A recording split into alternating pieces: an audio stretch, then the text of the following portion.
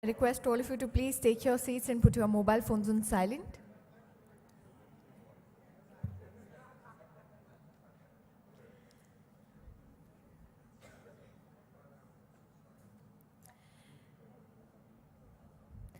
All right, once again, good morning, ladies and gentlemen.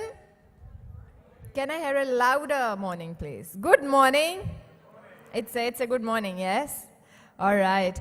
So today we've come to a day 3, the last day. I think in past 2 days we've witnessed interesting sessions, whether it's nutrition, child marriage, or brain imaging. There are many sessions that have been discussed, and we've realized that it's not just one thing that we've to focus on. We've got some deeper insights on adolescent health. It's just more holistic approach that we have to focus. And yes, we have to act.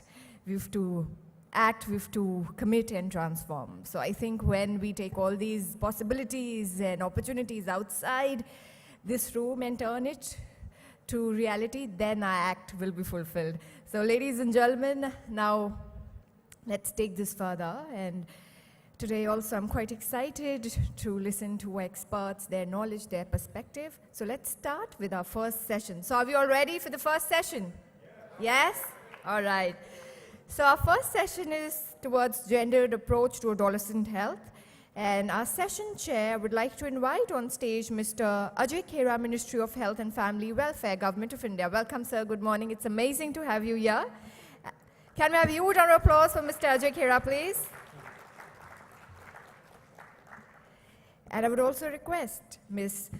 Tamra Coyne-Basley, Society for Health and Medicine USA, to please join me on stage. Welcome, ma'am.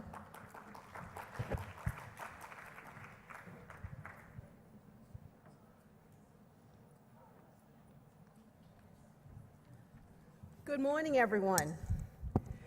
Thank you so much for being here, and it is really both an honor and a privilege to be able to stand before you today on what is the last day of an extraordinary conference that has been important. And I'd like to thank not only the conference organizers and the partners that put this together, but I'd also like to thank you, particularly those of you who are here on the last day, and also thank those young people who are here with us, not only as current leaders, but also future leaders, and the reason why we have so much hope for our future. So on today, I want to, yes, thank you, please. And I also want to acknowledge and thank our leader of IAH. Dr. Susan Sawyer brings us not only wisdom and commitment and a passion for young people, she brings us an intelligent mind who will lead us very safely and competently into the future. And as the president of the Society for Adolescent Health and Medicine, I look forward to working with her to continue to strengthen our relationships and our partnerships, not only with IAH, but with other like-minded organizations. So again, I count it a privilege to be here today.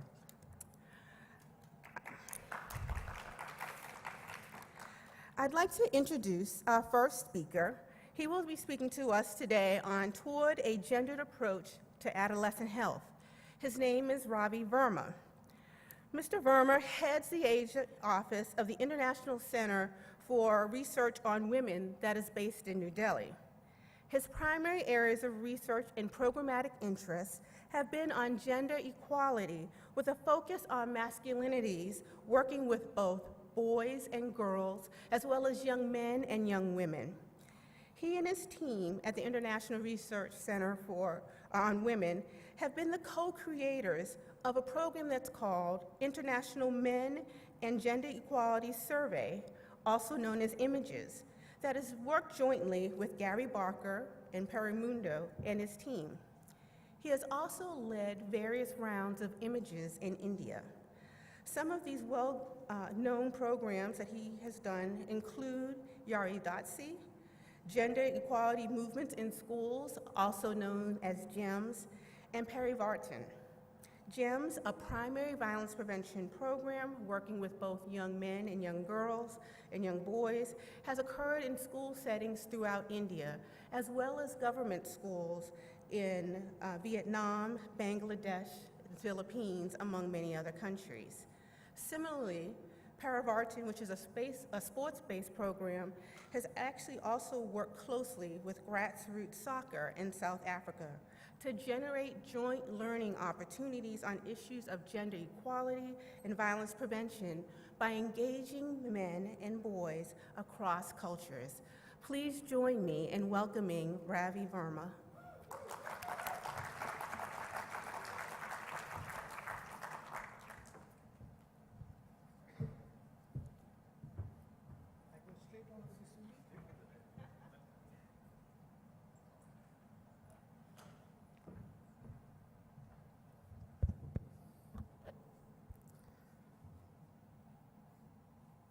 Is it? Okay, there it is. All right.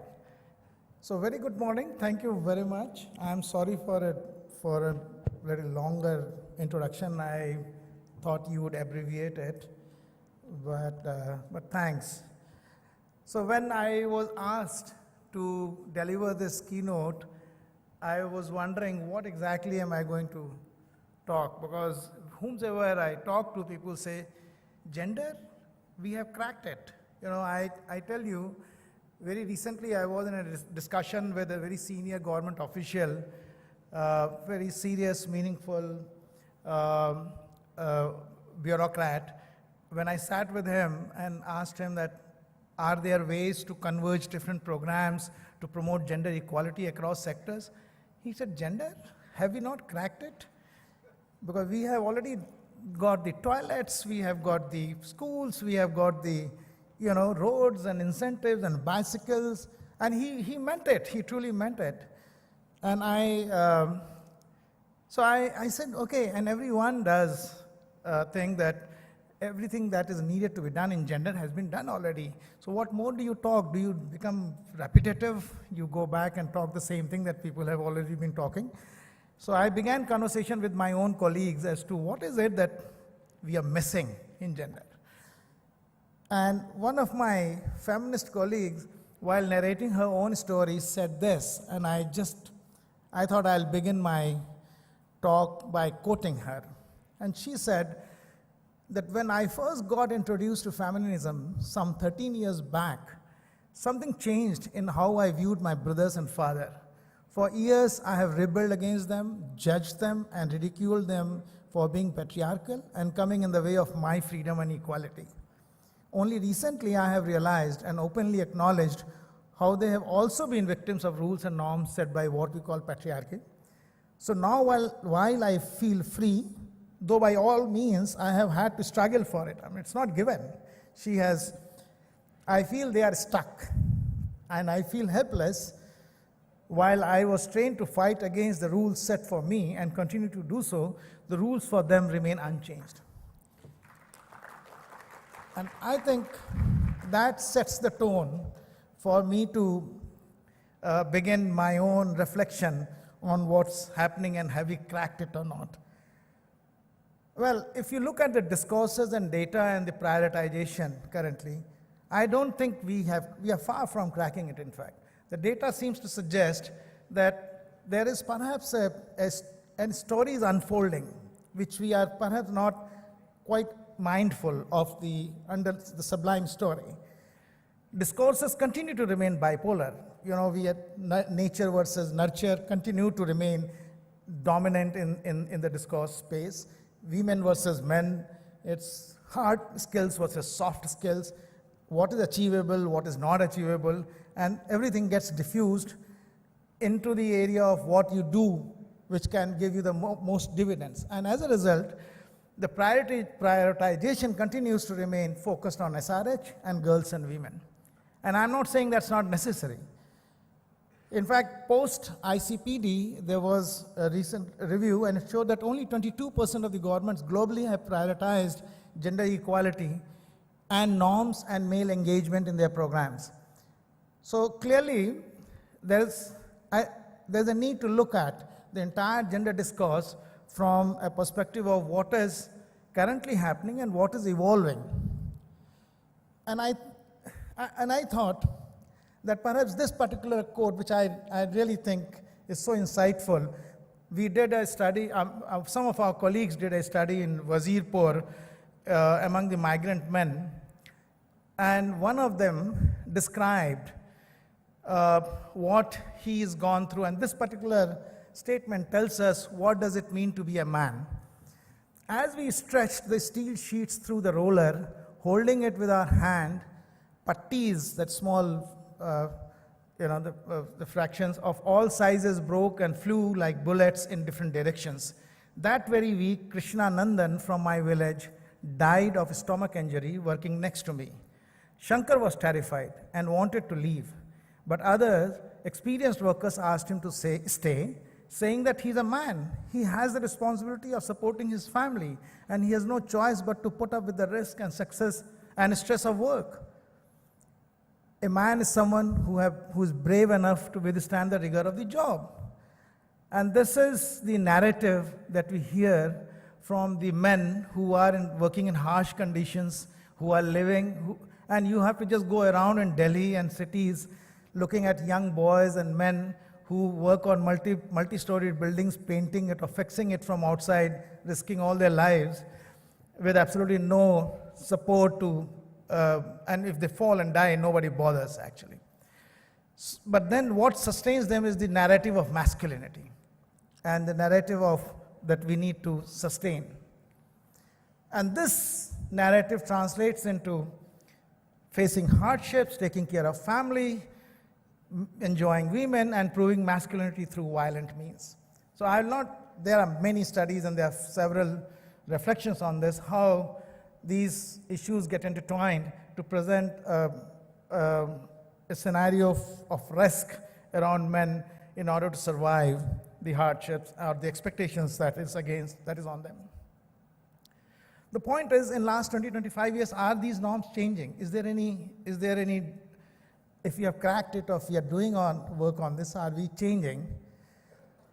The International Men and Gender Equality Surveys that we did and we continue to do in different countries, we constructed together with Gary and the team with Promundo, almost 30 countries we have done the survey. It seems to suggest that these norms are not changing, and if there is anything that is happening, perhaps it is getting far more rigid, and it's getting convoluted, in fact, in some ways.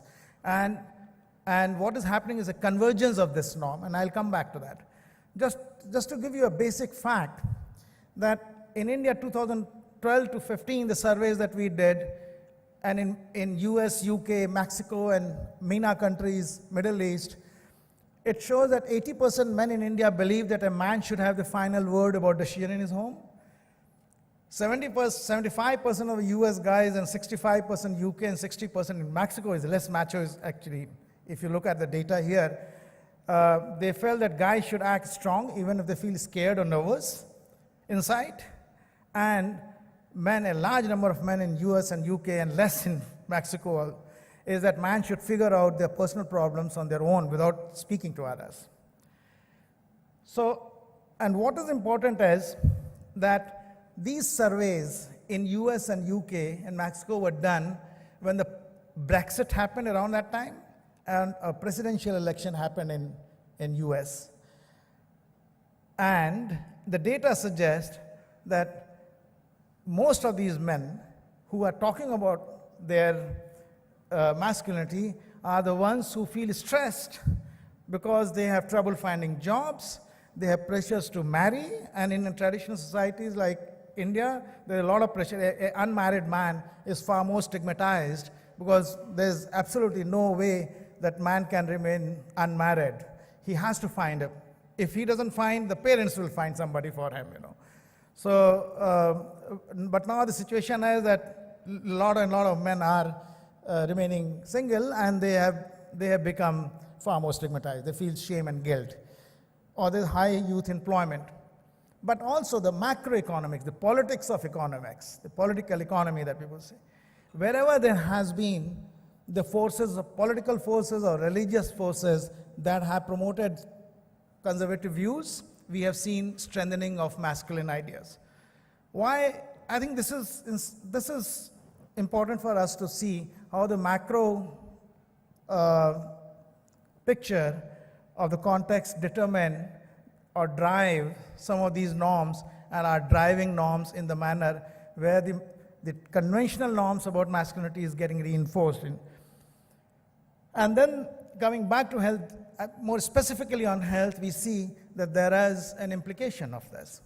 And perhaps one has to look at the data set that I looked at was a DALI, which is the disability adjusted life years lost. There is one healthy year lost because of the disabilities. And that shows, because of the fact that there is a pressure to be tough, and it creates taboo around health seeking. Most boys and men don't seek health, in fact. Many studies would tell you that. There is strong evidence that men's disproportionate burden of ill health based on global burden of diseases. And this is 2010 data, my friend Sarah Hawk, Lancet, where top 10 daily DALIs globally burden are the men-related, actually. Ischemic heart disease, cardiovascular diseases, and HIV/AIDS, low back pain. Of course, that's less difference. But I want to draw your attention to the road injury, actually, which is almost 2.5, 3 times more than women for the men. And there are top 10 risk factors that are related to the men's behavior. Whether it is tobacco and alcohol, and of course, air pollution is different. But then look at the difference between tobacco and alcohol use. In India, the 2015, we quickly looked at the data with the help of Sarah Hawk's team, that there is a shift in the burden of disease or the risk factors. If you look at this, road injury has taken a bigger chunk. The self-harm has taken a bigger chunk of the drivers. And then the other men-related. Similarly, there is a similar trend among women, in fact. Self-harm has taken the major chunk. Last 20 years, women are now dying because of these women and girls. And road injury has taken a major. Of course, lesser to the proportion, but then they are gaining, they are there in that same space as men, dying in for their behaviors. And I think what it suggests is that tobacco and alcohol industry definitely has cracked the gender. If not the development guys and if not the others, they have definitely created and targeted the young people and men and boys. We did, at ICRW, we did an intensive study of alcohol and youth and did map the colleges in Delhi and Mumbai and mapped the alcohol outlets around them. I just give you the example of 2 sites in Mumbai, West and South Mumbai, that how the red star is the college, which is undergraduate colleges, and according to the law, these alcohol outlets are not supposed to be there within 100 meters of this. But most alcohol outlets and larger number of alcohol outlets are closer within the circles of the colleges. They are attracting. There are restaurant bars, there are bars, there are outlets where these young boys and girls can go and drink. And this is in West Mumbai, where again the similar pattern. It is just a preliminary Google mapping of just looking at the spots of the alcohol outlets around the schools, colleges. And most very recent study does show that the smoking among women and girls has almost multiplied 2 times. And during 2005 and 10, in fact, the smoking among men has gone down in India, but there is a massive increase of smoking among the women and girls, which is an emerging concern, actually. So, is being masculine goal to solution? I mean, are we moving in that direction? It seems that the entire gender norm change that we are talking about is very unidirectional. Girls' mobility is extremely restricted compared to boys, but girls are often rewarded for taking on masculine traits of being good at maths, science, assertiveness, stepping into male professions, whereas boys are strictly criticized if they step into traditionally female spaces, particularly caregiving. We have not seen this STEM kind of a push for boys to take care and to get into the caregiving kind of a role. So what we see is that even girls and boys more, because they are anyway in that space, they are all adopting the acceptable behaviors, and the industry and the sectors are promoting that gender norms. It's by the icons, by the messaging, reckless driving, and we see violence. So they become all acceptable masculine behavior within the spaces of both young men and boys, and changing gender norms. We did, and this is just not to promote, I'm not talking about GEMS in particular, I just took an example. How do we then address this? What exactly is the means? There have been gendered approaches. People say start early, work in the schools, work with the young people. And we have also seen, there are many studies, there are many programs like GEMS that have demonstrated that if you do focused early interventions, you see the results of that for some time. At least you see the results, which is a randomized controlled trial which showed that gendered programming does produce positive results in terms of boys and girls changing their attitudes and self-reported behavior. But we also know that start early is no vaccine. We know that we must recognize, and I think this is what is important, we must recognize that gender is not about women, first of all, alone, and it is not a linear, simple, constant process or concept. And starting young is essential, but young boys and men, they come out at the age of, Jesus said that by 10 years of age, the gender norms are set.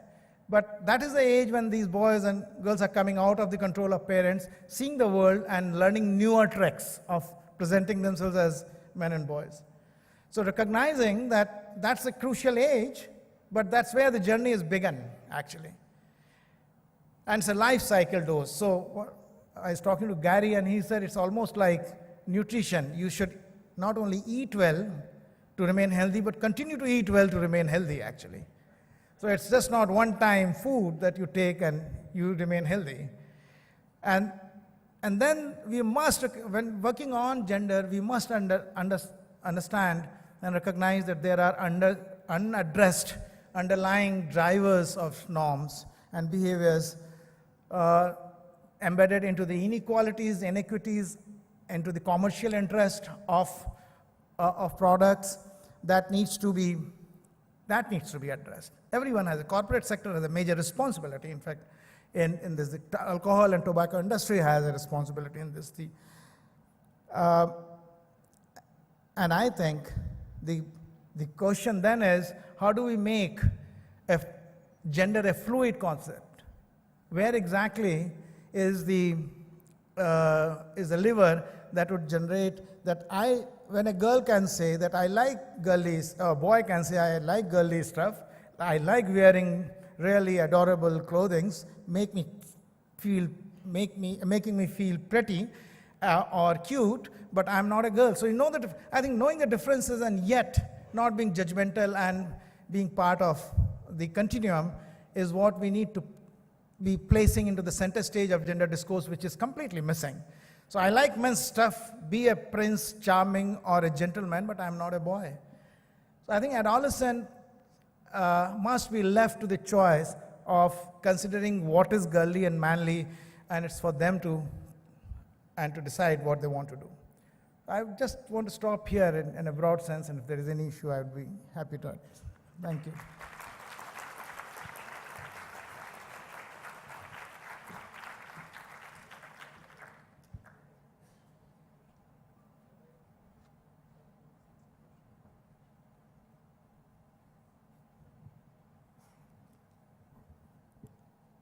Very good morning to all of you, and thank you, Dr. Ravi Verma, for talking about this particular issue of gender and health, and particularly in the context of adolescent health. I think you shared some of those critical observations, the field experiences, which clearly indicates there are a lot of differentials, whether in terms of behaviors, whether in terms of the way the people treat them, the family treat them, or the community treat them. So there are number of differentials. And we are at this point of time, we are standing at the era of sustainable development goal. Now I think now it's a high time, because within the sustainable development goal, there is a clear reference, not only in terms of survive and thrive. I think we are talking about a era of transformation. And in the era of transformation, I think unless this issue of gender inequality is addressed appropriately, we won't be able to have a real transformative world, or so-called the comprehensive health, healthy living for all. And this is being talked about in our Sustainable Development Goal 3. Although you must have noticed also, the global community has also given so much importance to this area of gender that we have a dedicated, kind of a SDG Goal 5. It talks about equity, gender, it talks about empowerment. I think there's no doubt, I think to my mind, most of the people who are sitting in this room, to my mind, most of them are converts. They understand that gender is very, very critical. It has to be addressed.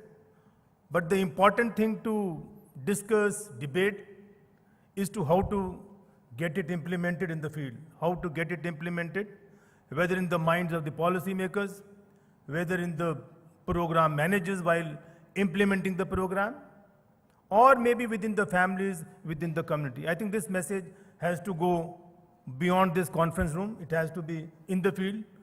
Only then, we should be able to address this issue of gender and health to achieve our real, goal of SDG goal of survive, thrive, and transform. I thank you very much, Dr. Ravi Verma. I think you covered very comprehensively. So before, we go for the next session, we will seek, some remarks, comments, questions from the audience, from the floor. And I think Ravi Verma will be very happy to respond to those questions. Yeah. Can you just, yeah. Can you just give the mic? Yeah, madam. Please introduce yourself and then, you can ask question, yeah.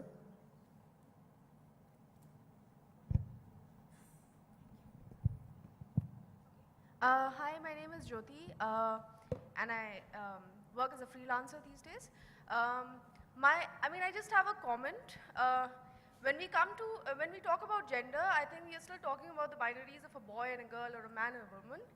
I think we still have a long way to go when it comes to working on the gender issues.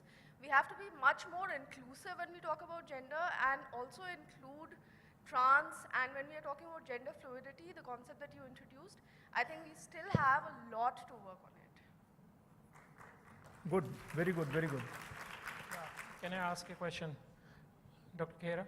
Yes, yes. Yeah, this is Dr. Rajiv Seth, Indian Child Abuse Group. I wanted to ask you, sir, why our child protection policies within our own country and also worldwide do not focus on boys and men. This is the crucial thing, and it has to, and why it doesn't come in the forum of medical practice. These are the two things I wanted to ask you. Ravi, will you like to, or let's collect the questions and then you'll respond? Is that? I can quickly reflect on this, because I please don't do. think I have an answer to some of these complex processes that determine what is done, what is not done. What I know for sure is that we live in a very patriarchal and male-dominated systems everywhere. Medical institutions are far more deeply patriarchal than any other institution that I have seen. And therefore, for them to take male issues for granted and not address them and continue to flow with the mainstream discourse of equating gender with women and girls remains perhaps one of the more determining reason why it does not get addressed. And also there is a reason, because the focus on, bless you, there is a the girls and women did face, I mean, they are disadvantaged. So the disadvantages to them is far more apparent and far more glaring at our face, and those need to be addressed. And that's why I think the reasons of resources, reasons of urgency, reasons of doing something which is doable, practicality, pragmatism, all that has also distorted the discourse at every level. And men and boys haven't found the place in that complete discourse. So my sense is that I have always felt that there is a need to really progress the discussions into the institutions. There's no way we can address this issue unless we engage with institutions like this to reflect and to see what they are doing and how could they be more comprehensive in addressing some of these issues. So I don't know if I don't have a tangible answer to that, but I think there's a larger mindset issue, there's a larger resource issue, a larger political economy of these issues that determine what you do at the end of the day. So thank you very much, I think, Ravi Verma, for responding to the query. Now we can have another fourth question, and then, yeah. Hi, I have a comment. And since I'm supposed to introduce myself, I'm Suvrita and I identify as a non-binary person. I've had a long struggle with my gender. And what I want to bring to notice to everyone over here is that for the past 3 days, we've been talking a lot about health, and gender is something that does not come up. And I like to thank Jyoti for bringing out that gender is not just binary. And what I want to make you see is that when you are having this conference, and someone goes on stage and you start with ladies and gentlemen, and you refuse to acknowledge that in the room that you're sitting in, there are trans people, there are non-binary people, and day after day, for the past 3 days, they've been walking out of these rooms because you refuse to acknowledge that we exist and we're here. And you refuse to talk about us. And that has to change, and that change has to happen now, it has to happen today. We're not negotiating anymore. We exist and you have to see that. And you have to talk about us, you have to talk about our problems. Our problems are not limited to being male or women, it's much more than that. So, yeah. Good, excellent.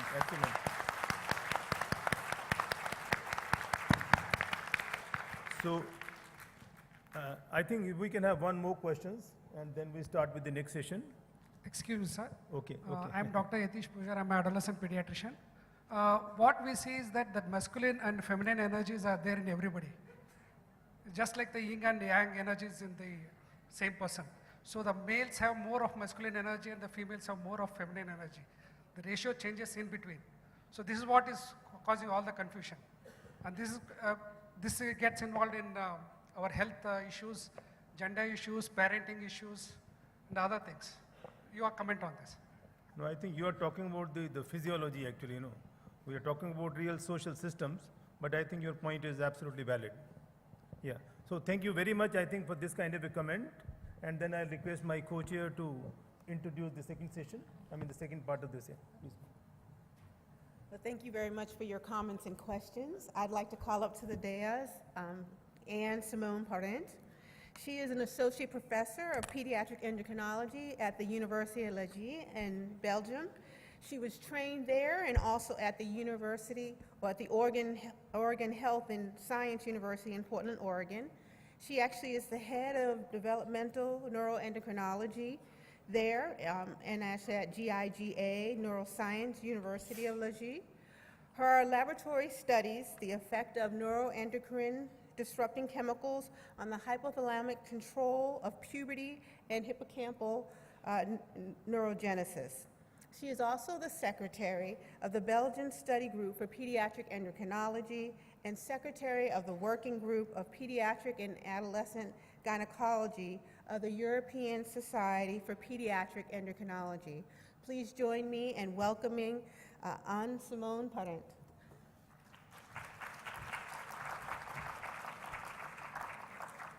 Good morning. Thank you very much for the very kind introduction. I'm extremely happy and honored to be here today. And I would like to thank the scientific committee and especially Pierre-André Michaud for giving me the opportunity to talk about secular trend in puberty and its implication on public health and environment. And we were discussing with Pierre-André about this new interest in this early period of puberty between 10 and 14, and I think that's what we're going to talk about. So the onset of puberty results from the reawakening of a complex neuroendocrine machinery. And the hypothalamus in the brain is actually acting as a coordinator of different cues. You have environmental cues, such as endocrine disruptors. You have internal cues, such as neurotransmitter or glial factors, and some peripheral cues, such as leptin, for instance. And GnRH neurons in the hypothalamus, which will actually start to secrete in a pulsatile manner, which will stimulate allogeneic FSH secretion by the pituitary, which will stimulate the production of sex steroids by the testes and the ovaries. And you can see here a classical distribution of age at onset of puberty. And we know that onset of puberty in girls is marked by onset of breast development, B2, and then the end of puberty is marked by menarche in girls. In boys, onset of puberty is marked by genital development. And based on this distribution of age at onset of puberty, we defined early onset of puberty or precocious puberty as breast development before the age of 8 or menarche before the age of 10, and for boys, genital development before the age of 9.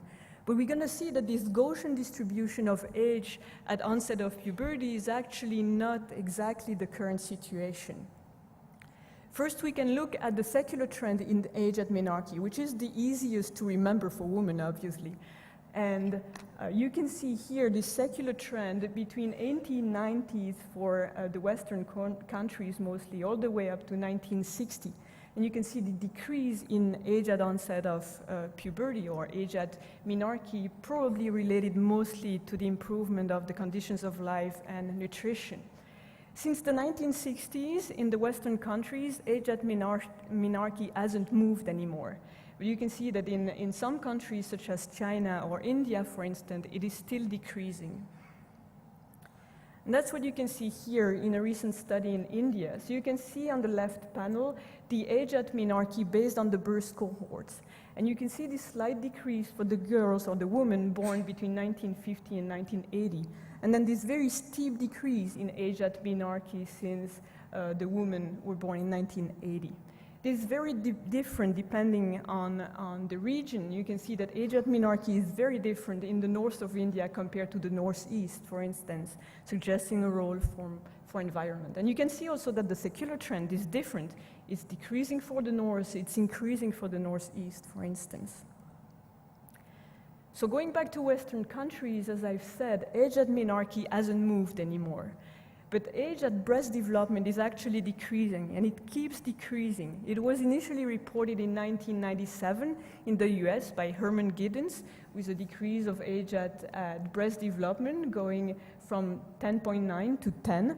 So it is quite important. It keeps decreasing, and obesity was presented as the first explanation, the increase in obesity being associated with early pubertal development. But that was obviously not the only explanation, because you can see here the same type of data for a Danish population, and this population was lean. And you can see the probability to develop breast development depending on age. You can see in red the curve for the 1990s, and then in blue the curves for the year 2006 and 2008. And you can see this shift toward early breast development in the Danish girl. Age at menarche still not moving. So this again suggests a possible role for the environment. And we see the same thing in Belgium, and actually we have another surprising data. So you can see in orange, again, the cumulative percentage of girls presenting breast development depending on age, and in green, the end of puberty marked by menarche. If the distribution is Gaussian, as I showed you initially, then you should have half of the population on one side of the mean and the other half on the other side of the mean. And that's absolutely not the case. You can see on the right panel that for the orange curve, which is breast development, we have a skewing toward earliness. So the girl tends actually to develop early. But what we see also is actually a skewing toward lateness for the end of puberty, so for menarche, showing that puberty is actually lasting longer, if you will. And we have shown exactly the same for the boys, and it has been shown in several countries. So what we can say so far is that the pattern of the timing of puberty and the distribution of age at onset of puberty is changing. It's changing toward precocity, but also toward delay or lateness for the end of puberty. And it happens in both sexes, not only in girls. What I haven't shown you for the sake of time is that the prevalence of idiopathic sexual precocity is actually increasing strongly, and is more and more frequent in females compared to males, which again suggests a possible role for environmental factors. This could be nutrition, it could be psychosocial stress, or it could be endocrine disrupting chemicals. And we're going to see a few examples of the effect of nutrition and endocrine disrupting chemicals on puberty onset. So you know the theory of the developmental origin of health and disease, showing that the developing organism is extremely plastic, but this plasticity can actually be maladaptive when exposed to aggressions such as nutrition, stress, or endocrine disrupting chemicals, which will lead to multi-system manifestations much later in life, such as alteration of reproduction, alteration of energy balance, or abnormalities of the brain development. And we're going to see some illustration of this, first starting with nutrition. So you can see again the secular trend in age at onset of puberty, which is here marked by peaked high velocity in girls. So what do we see? We see that actually age at onset of puberty is very different depending on your BMI, with the heaviest girl developing much earlier than the lighter girls. And the secular trend also is much more marked. It is actually a Danish study for the girls who are the heaviest, which are in the fifth quintiles in terms of BMI. So that illustrates the effect of BMI at the time of puberty, when you will actually start puberty. But what we know now, and it's in concordance with the DOA, the developmental origin of health and disease, is that your birth weight will actually define when you're gonna go through puberty. And you see here 3 different curves of, again, cumulative fraction of menarchal girls, depending on age. And you can see this shift based on birth weight. So the lower your birth weight is, the earlier you're going to enter into puberty. And what has been shown also is that those girls with low birth weight are actually at higher risk of obesity and metabolic syndrome later in life. Another environmental factor is endocrine disrupting chemicals.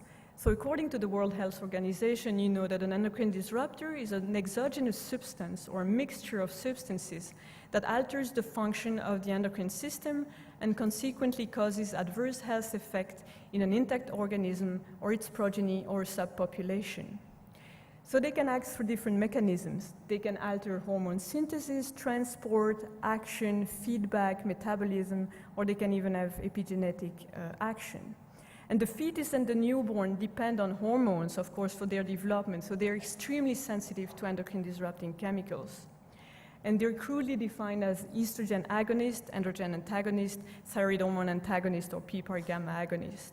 And so early exposure to those endocrine disruptors will alter early programming mechanisms and lead to disorders of development, homeostasis and reproduction. So what are those endocrine disruptors? They're basically everywhere.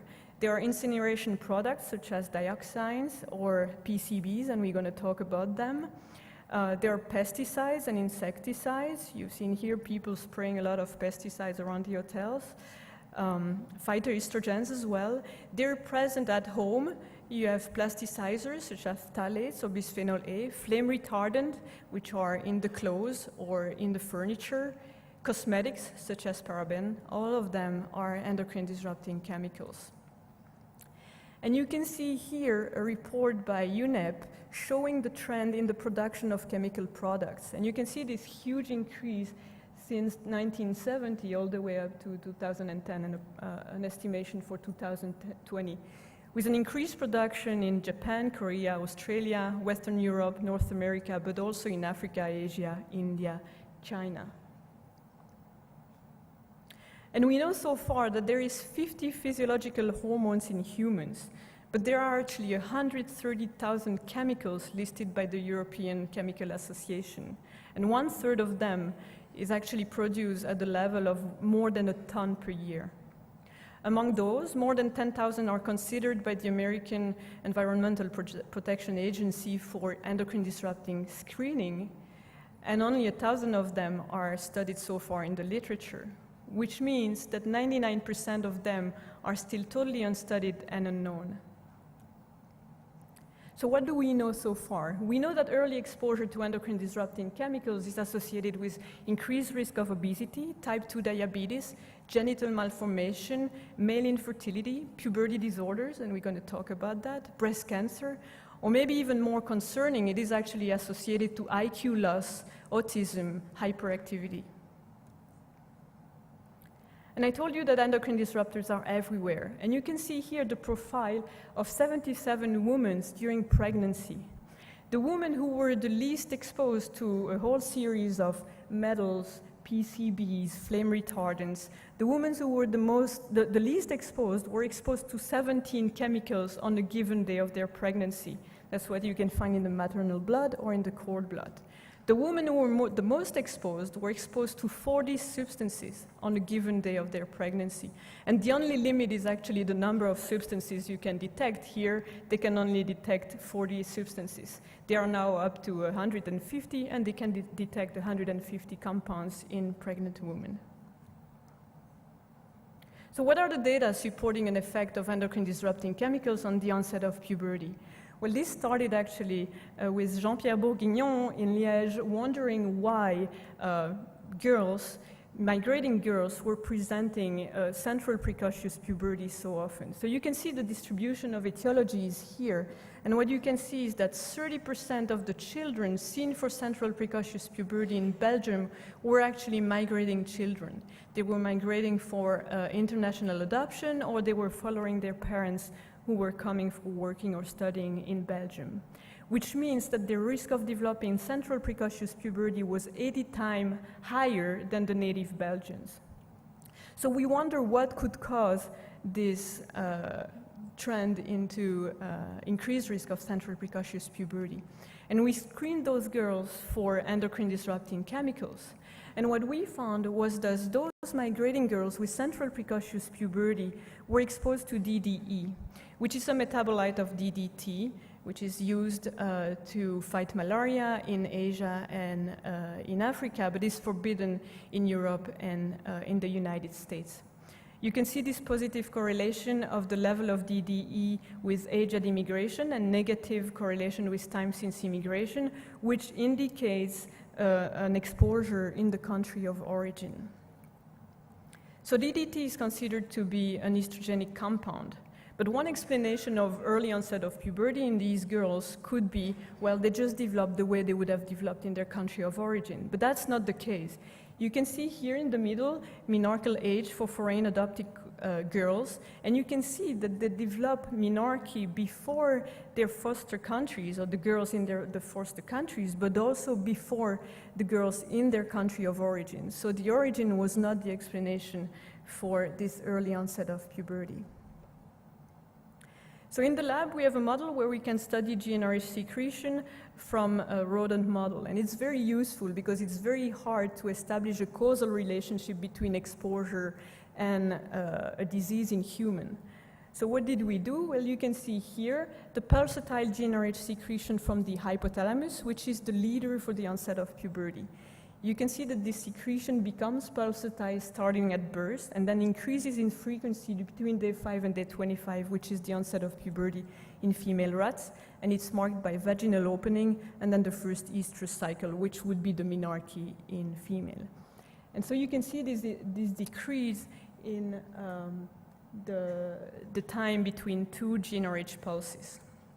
And I'm just going to show you a little bit of those data showing that what we did, we exposed female rats to DDT very early on, just for 5 days, as it would be for migrating girls.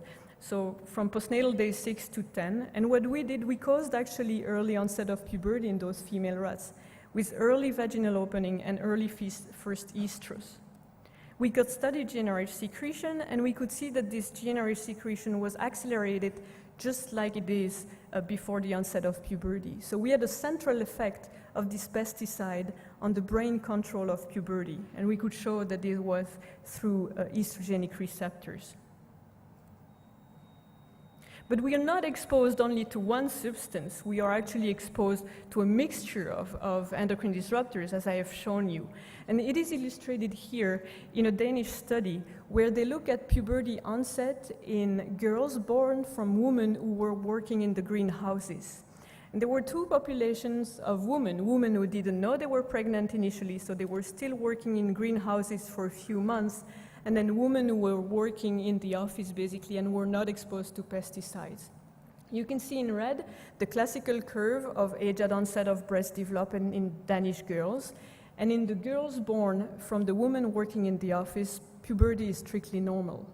But when you look at the blue curves, which is the girls who had been exposed in utero to endocrine disrupting chemicals, to pesticides, you can see this shift toward early onset of puberty. And those girls had only been exposed for a few weeks at the beginning of pregnancy. So we can say that precocious female puberty is observed after early exposure to DDT in migrating girls, but also after fetal exposure to pesticides. And so we can say that fetal or early postnatal exposure to endocrine disrupting chemicals can reprogram pubertal timing. It is in both sexes. I've shown you girls, but it has been reported in boys as well, and toward early puberty or toward late puberty, depending on the compound and on the dose. And it involves neuroendocrine mechanisms, so the effect of endocrine disruptors take place at the level of the hypothalamus in the brain. So this is another illustration of this with bisphenol A, which is a plastic compound. It is absolutely ubiquitous in Europe and in the States. 97% of the population has it in their urine. It is present in plastic containers, in food cans, in dental sealing, in thermal paper.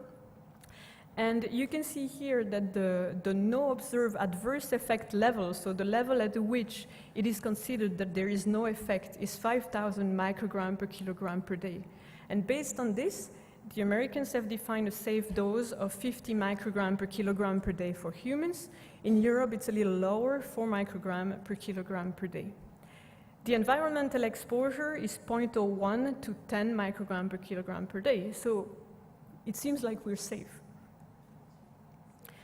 And you can see here the way that this safety is actually defined.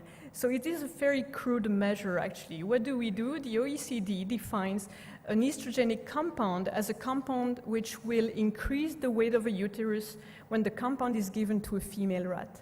So BPA is given to adult female rat, and you can see that the dose of 160,000 microgram per kilogram per day induces an increase in the weight of the uterus. It's based on this that we have defined, or that they have defined, a safe dose. But actually, you're going to see that we have seen that a dose of 25 nanograms per kilogram per day is actually able to alter the hypothalamic control of puberty, so much lower than this considered safe dose. And we know from endocrinology that too little or too much is harmful. It's the case for testosterone, for estradiol, for thyroxine. Too much, too little, it's not safe. The classical view of toxicology is the dose makes the poison, meaning the higher the dose, the higher the effect. It is not the case for endocrine disruptor, and you can see that on the right side. The dose response curve are actually extremely complex. They can be inverted U curves, anything in between. And you can imagine with such curves, it's actually extremely difficult to define a safe dose. And that is illustrated by bisphenol A with our rat model. So we use the high dose and the low dose, again, very short exposure, 15 days postnatally, and what do we see? We actually see early onset of puberty with the high dose. It is an estrogenic compound, it's fairly expected. With the low environmental dose, we actually see a shift with early vaginal opening, early estrous cycle, so those rats have late onset of puberty. And again, you have an effect at the level of the brain with an accelerated maturation of GnRH secretion with early onset of puberty with the high dose. And with the low dose, you have a delayed maturation of GnRH secretion, so a delayed onset of puberty. So we were interested in identifying the targets in the hypothalamus of bisphenol A. And we were very surprised because with both doses, the pathways that we were affecting were actually the GABAergic pathway. So GABA is a very important neurotransmitter. It's a very important neurotransmitter for the control of the onset of puberty, but it is just a very important neurotransmitter for the function of the brain. So that's where we see that the effect of endocrine disruptors go way beyond the control of puberty. And it has been reported by some collaborators actually exactly at the same time, where they show that the low dose of bisphenol A, early postnatal exposure and gestational exposure, leads to an increase in GABAergic tone, and the higher dose leads to a decrease of GABAergic tone in the whole brain. Again, meaning that this effect of bisphenol A goes way beyond GnRH secretion. So we should really wonder what we are doing with the brain of our children. And that is illustrated here. So those experts evaluated the health cost of endocrine disrupting chemicals. They actually used an evidence-based method, which was used by the Intergovernmental Panel of Experts on Global Warming. We talk a lot about the effect of endocrine disruptors on male reproduction, on obesity and diabetes, but what you can see here is that the health cost is way higher for neurodevelopmental disease. And I will finish with a little illustration of this with PCBs. So PCBs are incineration products. They were used as insulators or lubricants.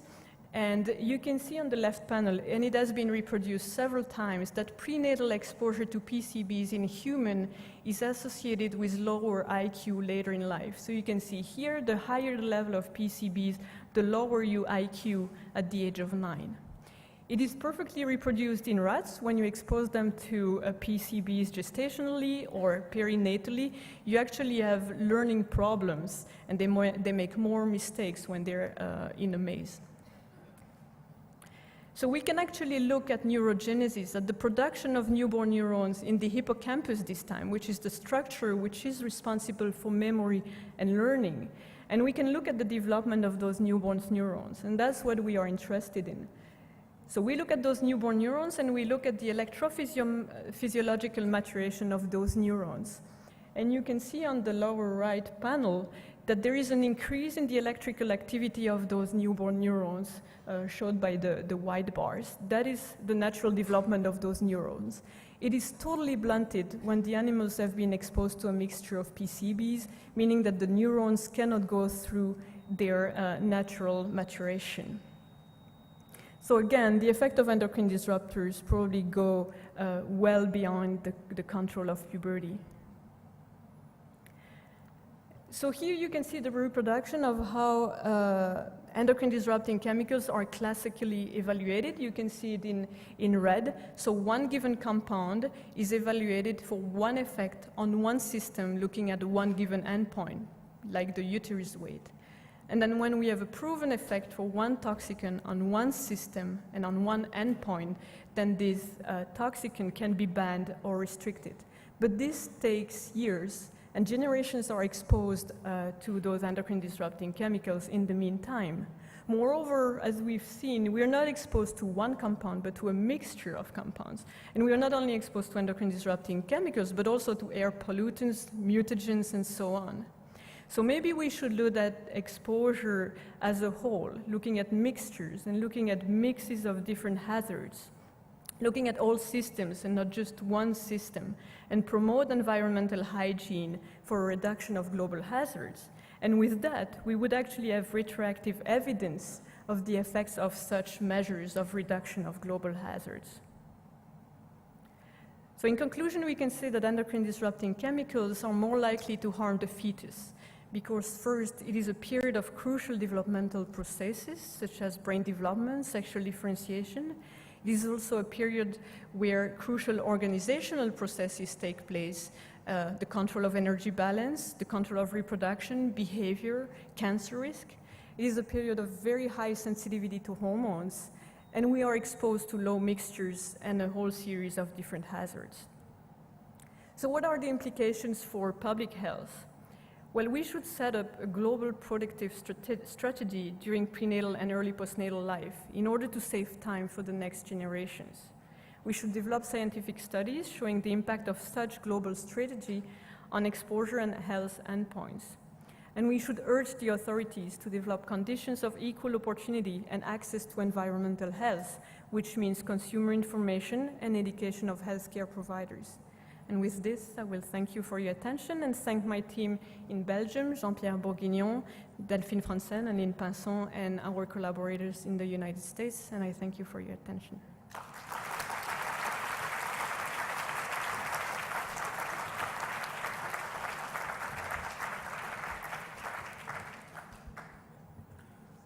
So thank you very much, Dr. Annie Simon, for telling us about the science of puberty.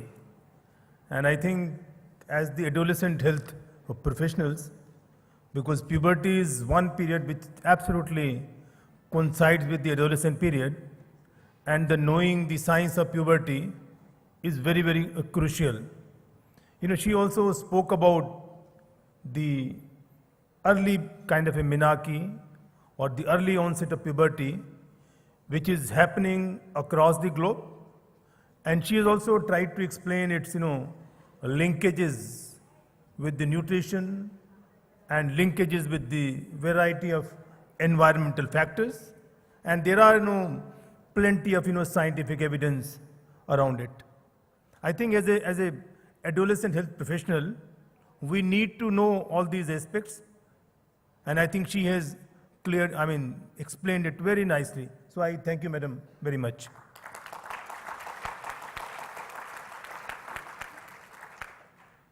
Now, we have the session for, asking questions. Maybe, I will invite the audience. If they'd like to, ask some questions or give any remark to the presentation made by Dr. Anne. Yeah. Thank you very much, Anne-Sophie, for this demonstration. I have a very concrete question. Given the number of substances that potentially cause harm both to the pregnant mother and the fetus or the very small babies, what kind of concrete advices can we deliver to pregnant women? And this is a question I've been asked several times. What should these pregnant mothers avoid? Do they have to, adopt specific strategies? Because we have little control currently on all these substances. Thank you for your question. I think there is two kinds of observations or advice. The first one is as a healthcare provider, what can you tell to the pregnant woman? Things like drinking or eating in glass containers rather than putting plastic containers in microwaves, limiting the use of skincare products, for instance. And those things have been shown to actually decrease exposure of the pregnant woman and the fetus later on. But there is a series of things you cannot decide on, basically. You're exposed to pesticides because they're being sprayed next to you. It's hard to decide. You take fruits, they're organic, but they've been wrapped in something you cannot control. And I think that's why we also need to go to the governmental level and act on decision about those substances too. Thanks very much. My comment also for you, Anne Simon. That was fascinating and terrifying as a presentation. You focused very much on antenatal and postnatal exposures, but I wanted to ask you about sort of earlier in development. I wanted to ask you about the periconceptional exposures for mothers. I wanted to ask you about preconceptional exposures, in that 4 months where the male gamete is developing, where the female gamete is maturing, and even going before that to puberty itself, which is the onset of sort of gamete production for males, transition to sort of functional gametes for females. These are likely to be crucial windows of exposure, and they're adolescent exposures. And that's why I'd like your comment. Yeah, so I think it absolutely needs to be explored for puberty, so the role of preconceptional exposure. And what I haven't talked about is epigenetic effects. And that was nicely illustrated, sadly, with the diethylstilbestrol, where we are now at the 4th generation, and we still have effects in the 4th generation. It has been reproduced in animals too, same thing, at the fourth generation, metabolic effects of endocrine disruptors and so on, so it must be through epigenetic effects.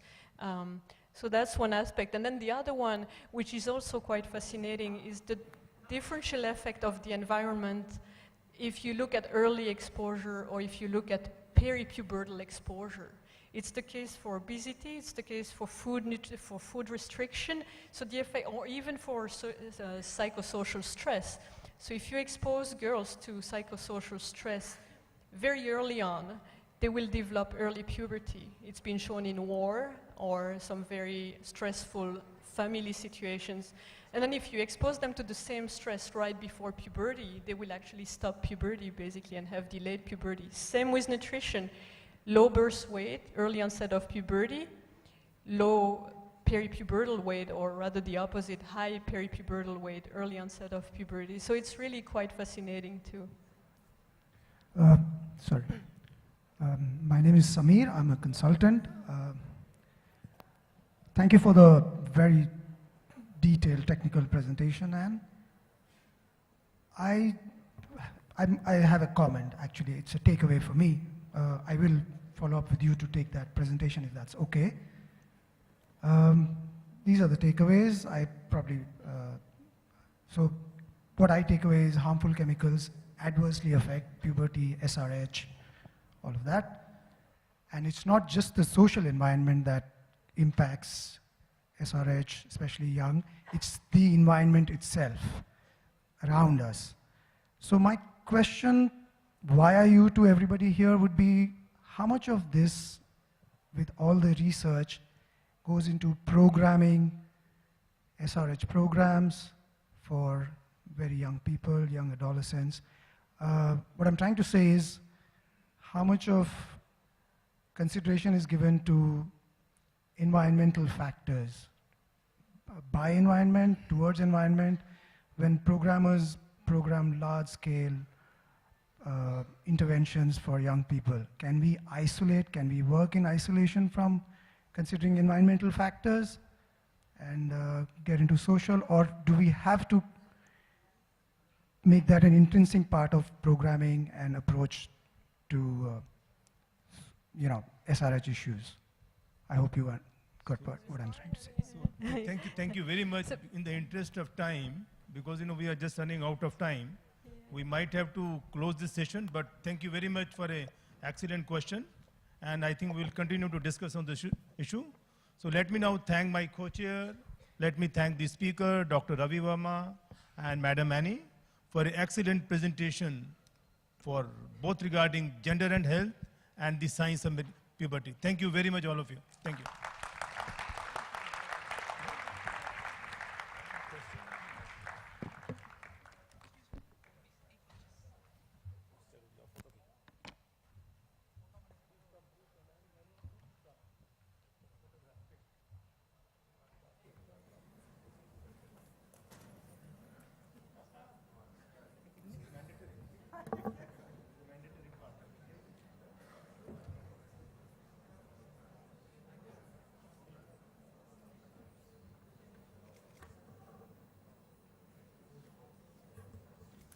Well, once again, we'd like to thank all experts. Thank you so much, and our session chairs for moderating this session so well.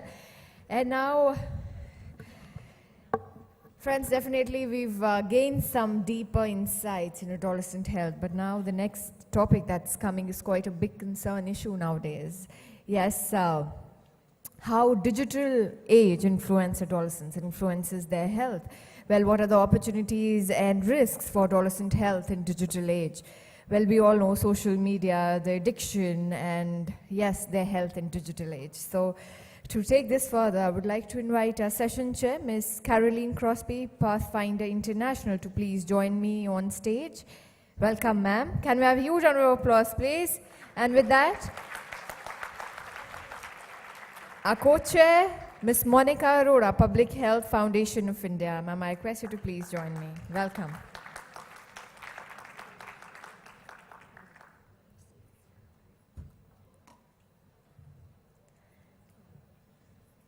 And I request our session chair to take the session further. Thank you.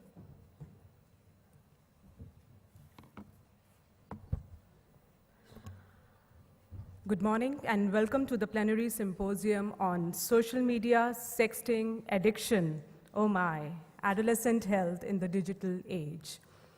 I'm pleased to be co-chairing this session this morning with Caroline Crosby. As Dr. David Ross mentioned on day one, this topic was not on the scientific program of some of the earlier conferences on adolescent health. So relatively new and exciting topic for all of us as researchers and practitioners. The internet and the new media have become socializing tools, particularly embraced by adolescents, and they are the heaviest user of social media world over. This connected environment has changed the social context in which their relationships with others are created and perpetuated.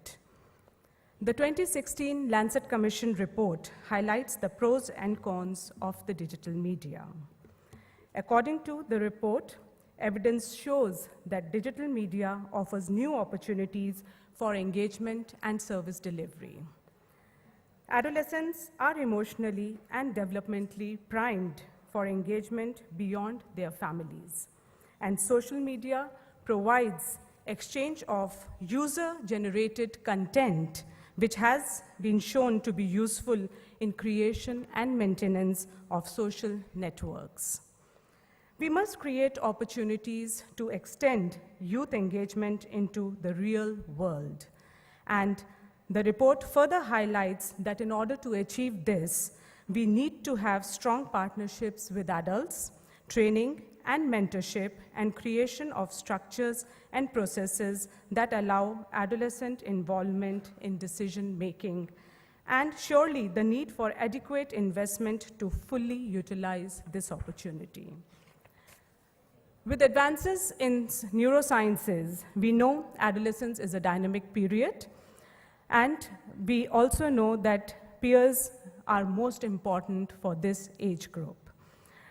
Moving further on, we know throughout the life course, the media and the social media has maximum impact on health and well-being during adolescence. So, the digital revolution has the potential to transform the social environment and social network of today's adolescents. We all will be hearing today in this symposium from researchers as well as the youth who are here about what their views are on this very important topic. With this, I would like to hand over to my co-chair, Caroline Crosby, to get us started with this symposium.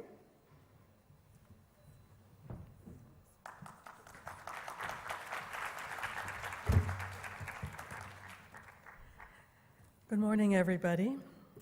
Together with Monica, I'm really honored to co-chair this session.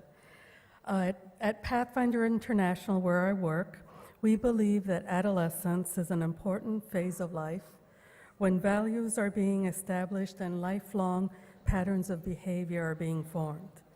We recognize the need for approaches that incorporate attention to the multiple influences of social constructs at the peer, family, and community level.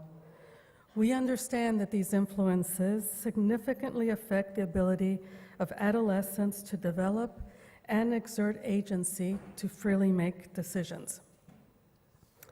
So like all of us here, I'm looking forward to learning from this symposium session on the use of digital technology, social media, sexting, and addiction, to learn about trends and behaviors and what are the implications for our programming and for the potential for impact.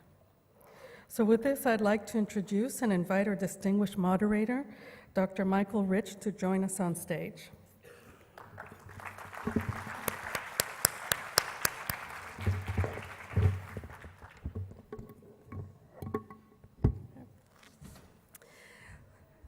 Have a seat for a minute, because it's going to be a long introduction. But it'll be fun, guys. So I would like to introduce Dr. Rich, who is the founder and director of the Center on Media and Child Health. It's an academic center of excellence at Boston's Children's Hospital in Massachusetts. It is dedicated to investigating, translating, and innovating with media to optimize physical, mental, and social emotional health and development of children and adolescents. Michael brings pediatrics and child health research together with 12-year career as a screenwriter and filmmaker. Some of you may know him as the Mediatrician, as he writes a regular advice column on parenting healthy digital natives at askthemediatrician.org. Dr. Rich also serves as Associate Professor of Pediatrics at Harvard Medical School and Associate Professor of Society, Human Development, and Health at Harvard's T.H. Chan School of Public Health. He's a Fellow of the American Academy of Pediatrics and of the Society of Adolescent Health and Medicine. Dr. Rich has authored numerous research papers, book chapters, and pediatric practice policies on media effects. He's also testified in front of policymakers. Michael practices adolescent medicine at Boston's Children's Hospital, where he is seeing increasing number of young people with media-related health issues, ranging from obesity to anxiety to addictive gaming and internet use.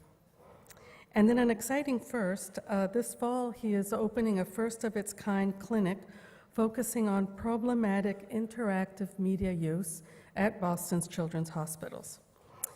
So Dr. Rich, I'll hand it over to you to lead the symposium.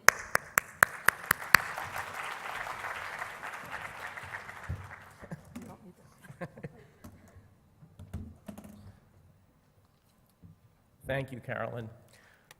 Okay, this is when you hold up your smartphone, everybody. Who has their smartphone with them today? Feel like you're at a rock concert? Anyway, this is adolescence in 2017. 92% of young people are online every day, and 24% say they're on constantly with their smartphones in their pockets. So why are they staring at these screens? One of the things we have to recognize is that media provide a fertile environment for the key tasks of adolescent development. Think of what they're doing as they're going from childhood to adulthood. They seek experience, which they often get vicariously through interactive media. They seek independence from parents, teachers, other authority figures, which is why they will sit next to each other at a table and text each other. They are looking outside themselves and becoming socially conscious and are very involved with social justice. Social media provides a very fertile environment for connecting with people of a like mind. And they are building their identities as separate autonomous individuals, and with those new autonomies, they seek out connection with each other. Facebook is now the third largest nation on earth. 2 billion unique people log on every month. So in 2015, where we had the latest data from across the US, tweens, the kids 8 to 12 years old, were using media for just under 6 hours a day, and teens for just under 9 hours a day actively. And this is more time than they spent with parents in school or in any other activity except sleeping, and many of them spent more time with media than they spent with sleeping. Not only that, but for about a third of the time, they multitasked with 2 or more screens simultaneously. So they were exposed to 11 hours and 45 minutes of media content every day. So can there be too much media time? Well, we've known for a long time about the dose-response relationship between hours of television watched and risk of overweight and obesity. But we asked of these kids that we got the data from for how many hours they're using, we asked them 3 questions. And we divided their time used into thirds: the lowest users, the moderate users, and the heavy users. And the first thing that was of interest to us with this national study was where those breaks were. So the lowest third were only 3 hours or less a day. The highest third was 16 hours or more a day of exposure to media. And those 3 questions we ask them: do you get good grades or fair to poor grades? Do you get in trouble a lot? And how contented are you with life? And one thing that struck us was that the heavy users had twice the poor outcomes of the light users. Now, I'll be the first to caution you that this is hardly to be construed as causal, because if you think about it, a young person who's not contented with life is not out there making friends, is not hanging out with their buddies, they're sitting in front of a screen, but if they're sitting in front of a screen, they may not be making friends, etc. So there's a cyclical relationship. And I am seeing more and more kids with a chief complaint of essentially sleep deprivation. And when you ask them where their phone is at night, it's under my pillow or it's on my bedside stand. I leave it on vibrate so I can get that all-important LOL at 3 in the morning. And what's happening is not only are they staying up late staring into the blue melatonin-suppressing light of their screen and texting each other, so they're getting less sleep, but because they have that phone nearby and they are alert to it, they don't sleep as well. They don't get into stage 4 deep REM sleep, which is where you move what you experienced today from your short-term memory into your learning center. So even if they stay awake in mathematics class the next day, they may not remember what happened in mathematics class today. So why are they online all the time? They have FOMO, fear of missing out. Not only are they fearing missing out on whatever's happening, but it's also their line of defense. Part of what may be happening is chatter online about them, and they want to know what's going on and how to respond to it. So what is happening online? For those of you who have adolescents, you know that when you go by their laptop or their tablet, they always have that English paper or that math workshop open, worksheet open. We ask them, anonymously of course, how much time they spend online doing what? 16 minutes a day on average with homework.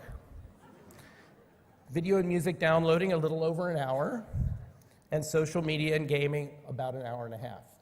So they may or may not have a window or two open behind that English paper they're working on. And here's the other thing that's going on. They're getting to places that they are confused or upset by. 42% of 10 to 17-year-olds revealed that they ended up on porn sites, and 4% of them have been asked for sexual pictures of themselves by someone they didn't know online.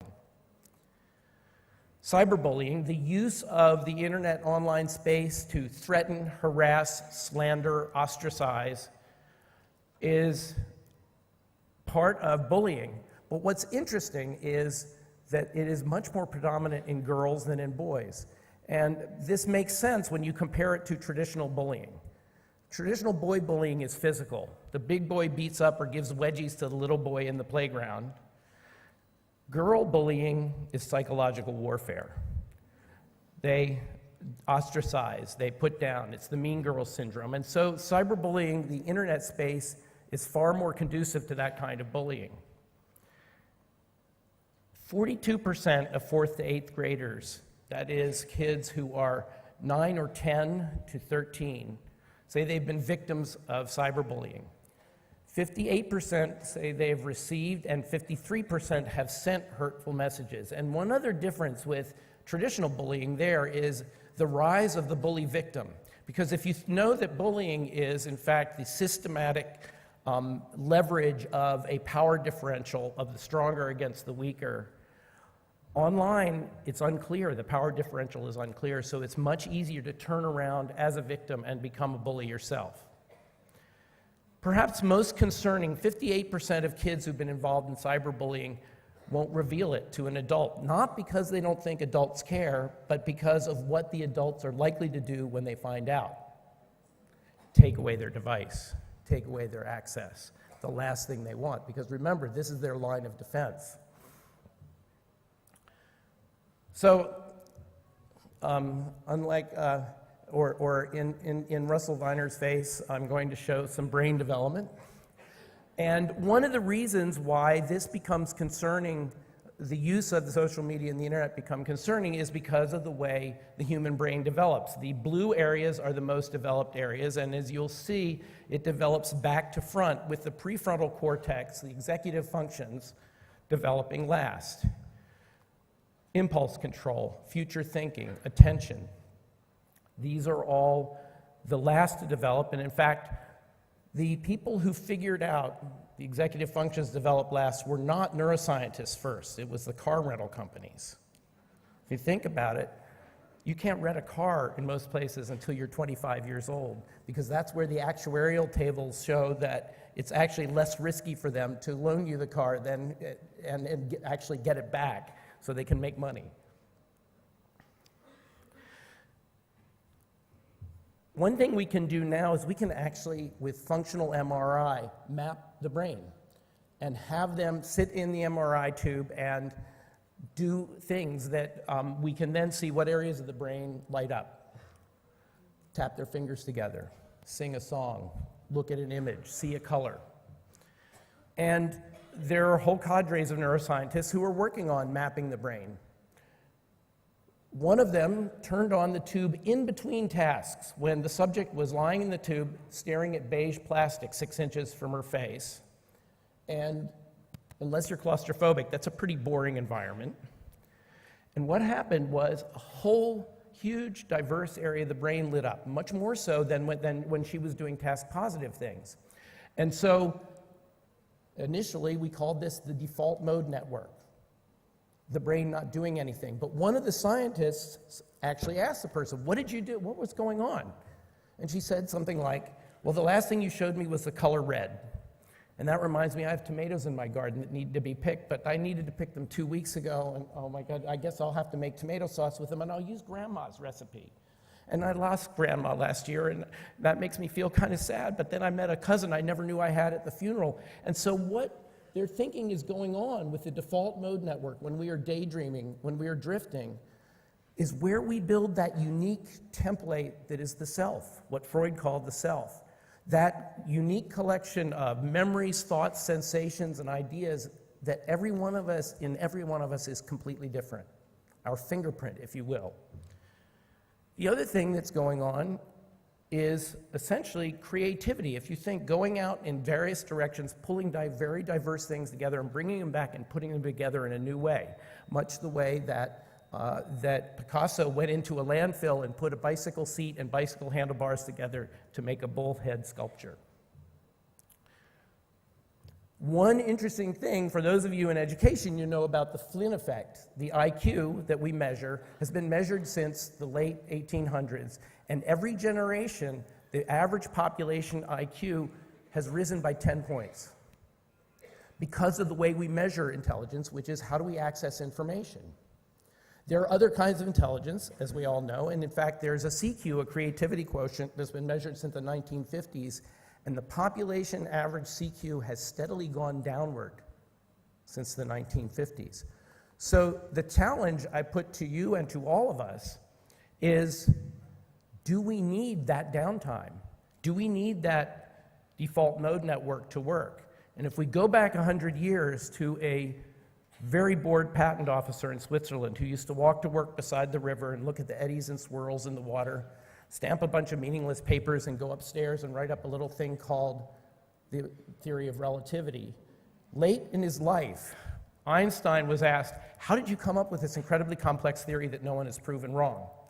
He said, it's because I was bored, because his mind could go places. So the question I put to all of us is, are we doing ourselves and our children any favors by constantly being pinged from outside with other people's ideas and not giving our default mode networks time to work and create the new?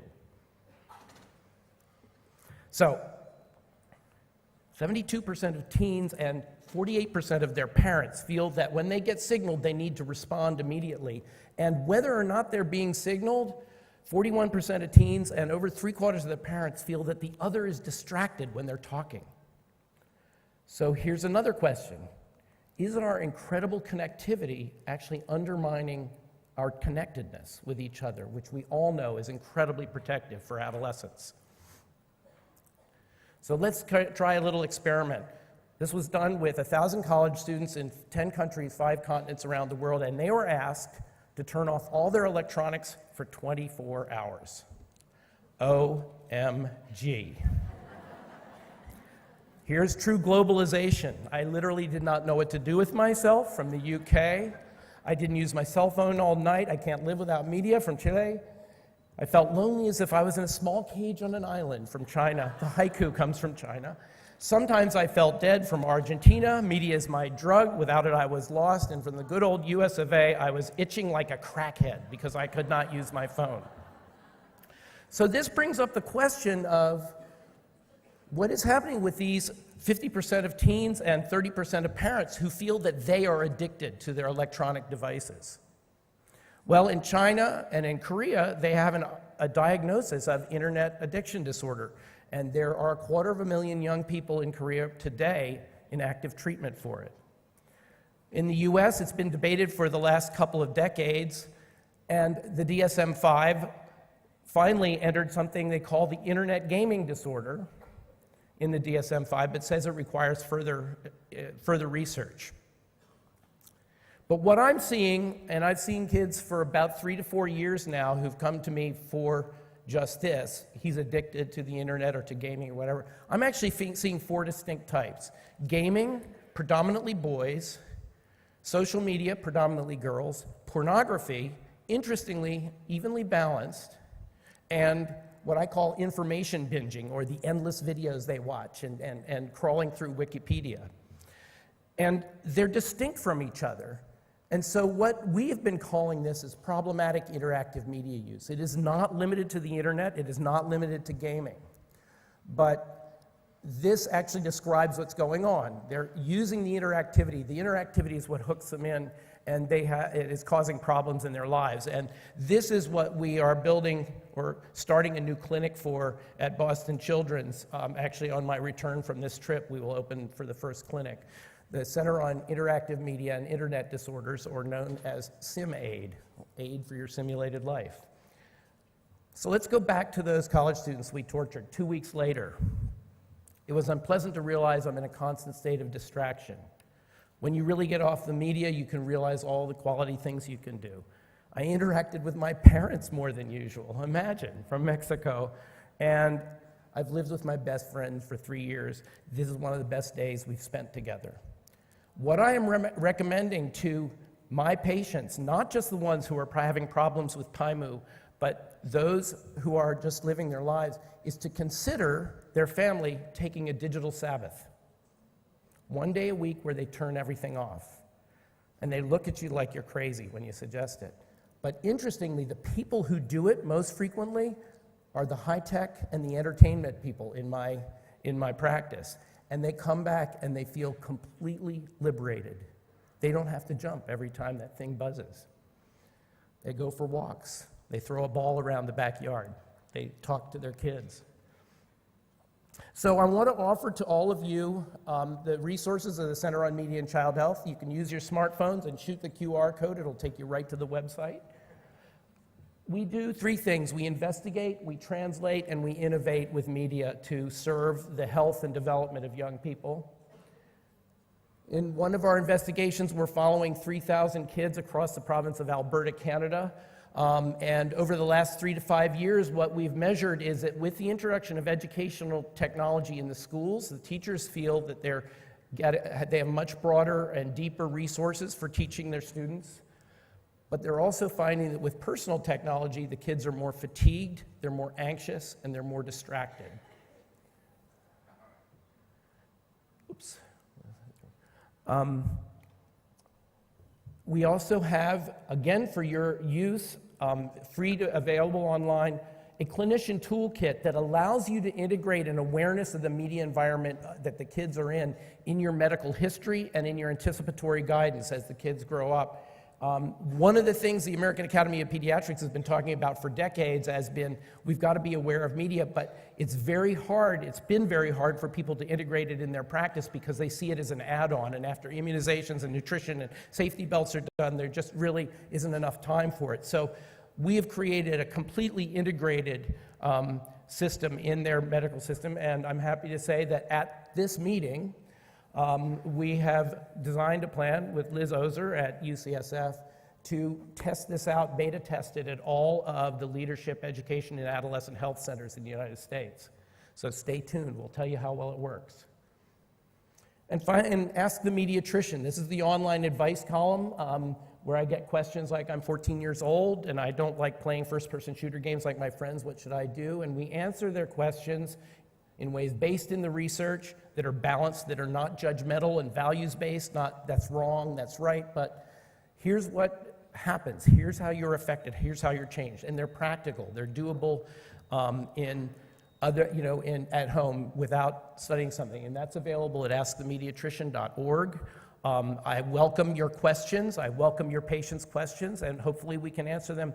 This is an ongoing work in progress, and it always will be. We will always be trying to catch up with the latest evolution in technology because we are dealing with three moving targets: the developing young person, the developing and evolving technological environment, and the evolution of the way we use these technologies. Remember, Mark Zuckerberg started Facebook to meet girls. Look what it's become. We have a YouTube channel, we have a Twitter feed, we have Instagram, and we have Facebook. And Facebook has actually proved to be very interesting because if anybody here has ever cooked with something like epicurious.com, you'll know that the recipe gets really good at about the 40th comment when people have added things and changed things, etc. And the same thing happens because we're all in different environments and different cultures trying to solve this problem, and we can learn from each other and crowdsource how to manage it. And here is a program, we're going to hear from the youth soon, but here's a program that we developed with youth to deal with cyberbullying. Instead of what happens in most schools, which is the school actually reiterates bullying because they punish the perpetrator, they protect the victim, but they're still playing the power differential. We went to the kids and we said, how can we capture what attracts people to cyberbullying and turn it around? And they created a program in which they cyber praise. They talk about what they love in their community, what they love, and they show pictures of kids helping other kids doing things, which they call Iaah.org. Whoops, sorry. Iaah, which is not fighting bullying, but is reversing bullying. And as you can see, Iaah, even though it sounds like I love, is bully spelled backwards. So, take homes, what to do. Use media with your kids. Instead of getting angry and shaking your finger at them playing Grand Theft Auto or Call of Duty, sit down next to them and play it with them. He will beat your pants off because your thumbs just don't move fast enough. But use media with your kids. I'm losing my screen. We've lost our signal.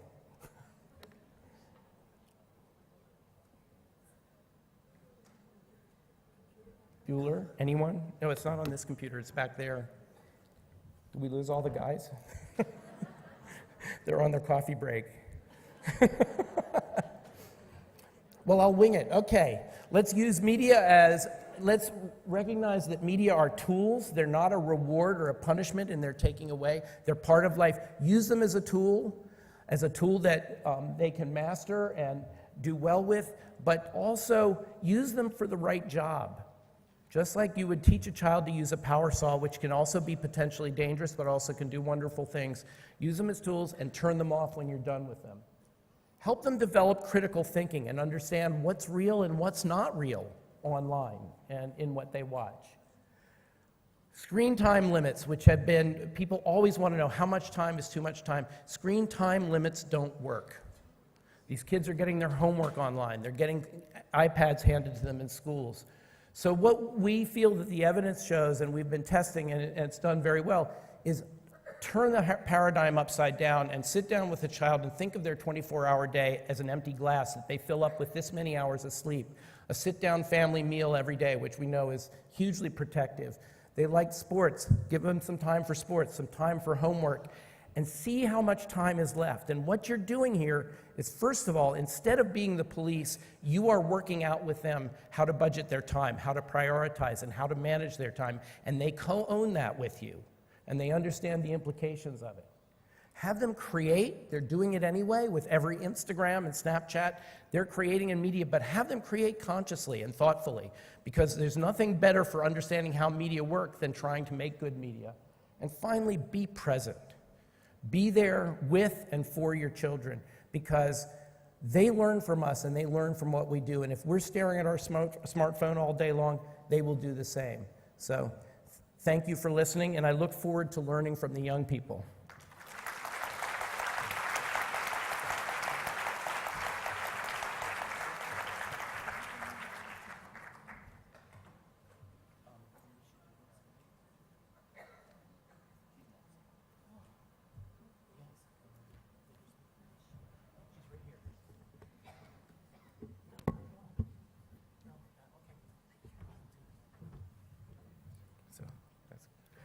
So I'd like to introduce my co-speaker, Nisha Dua. Please come on up to talk to us about the Learning Links Foundation and the work she does here in India with empowering and educating kids and their families to use media in healthy ways.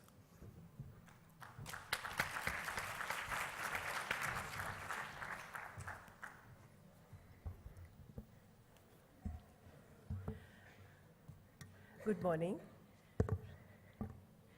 and thank you for the introduction. Dr. Michael gave an insight, a global insight into, he gave an introduction of the social media, the issues, the challenges, and also an insight into what's happening in the Western world. My talk will be more focused from India perspective, and the lessons that we have learned from the other countries and how we are implementing them in our country. So,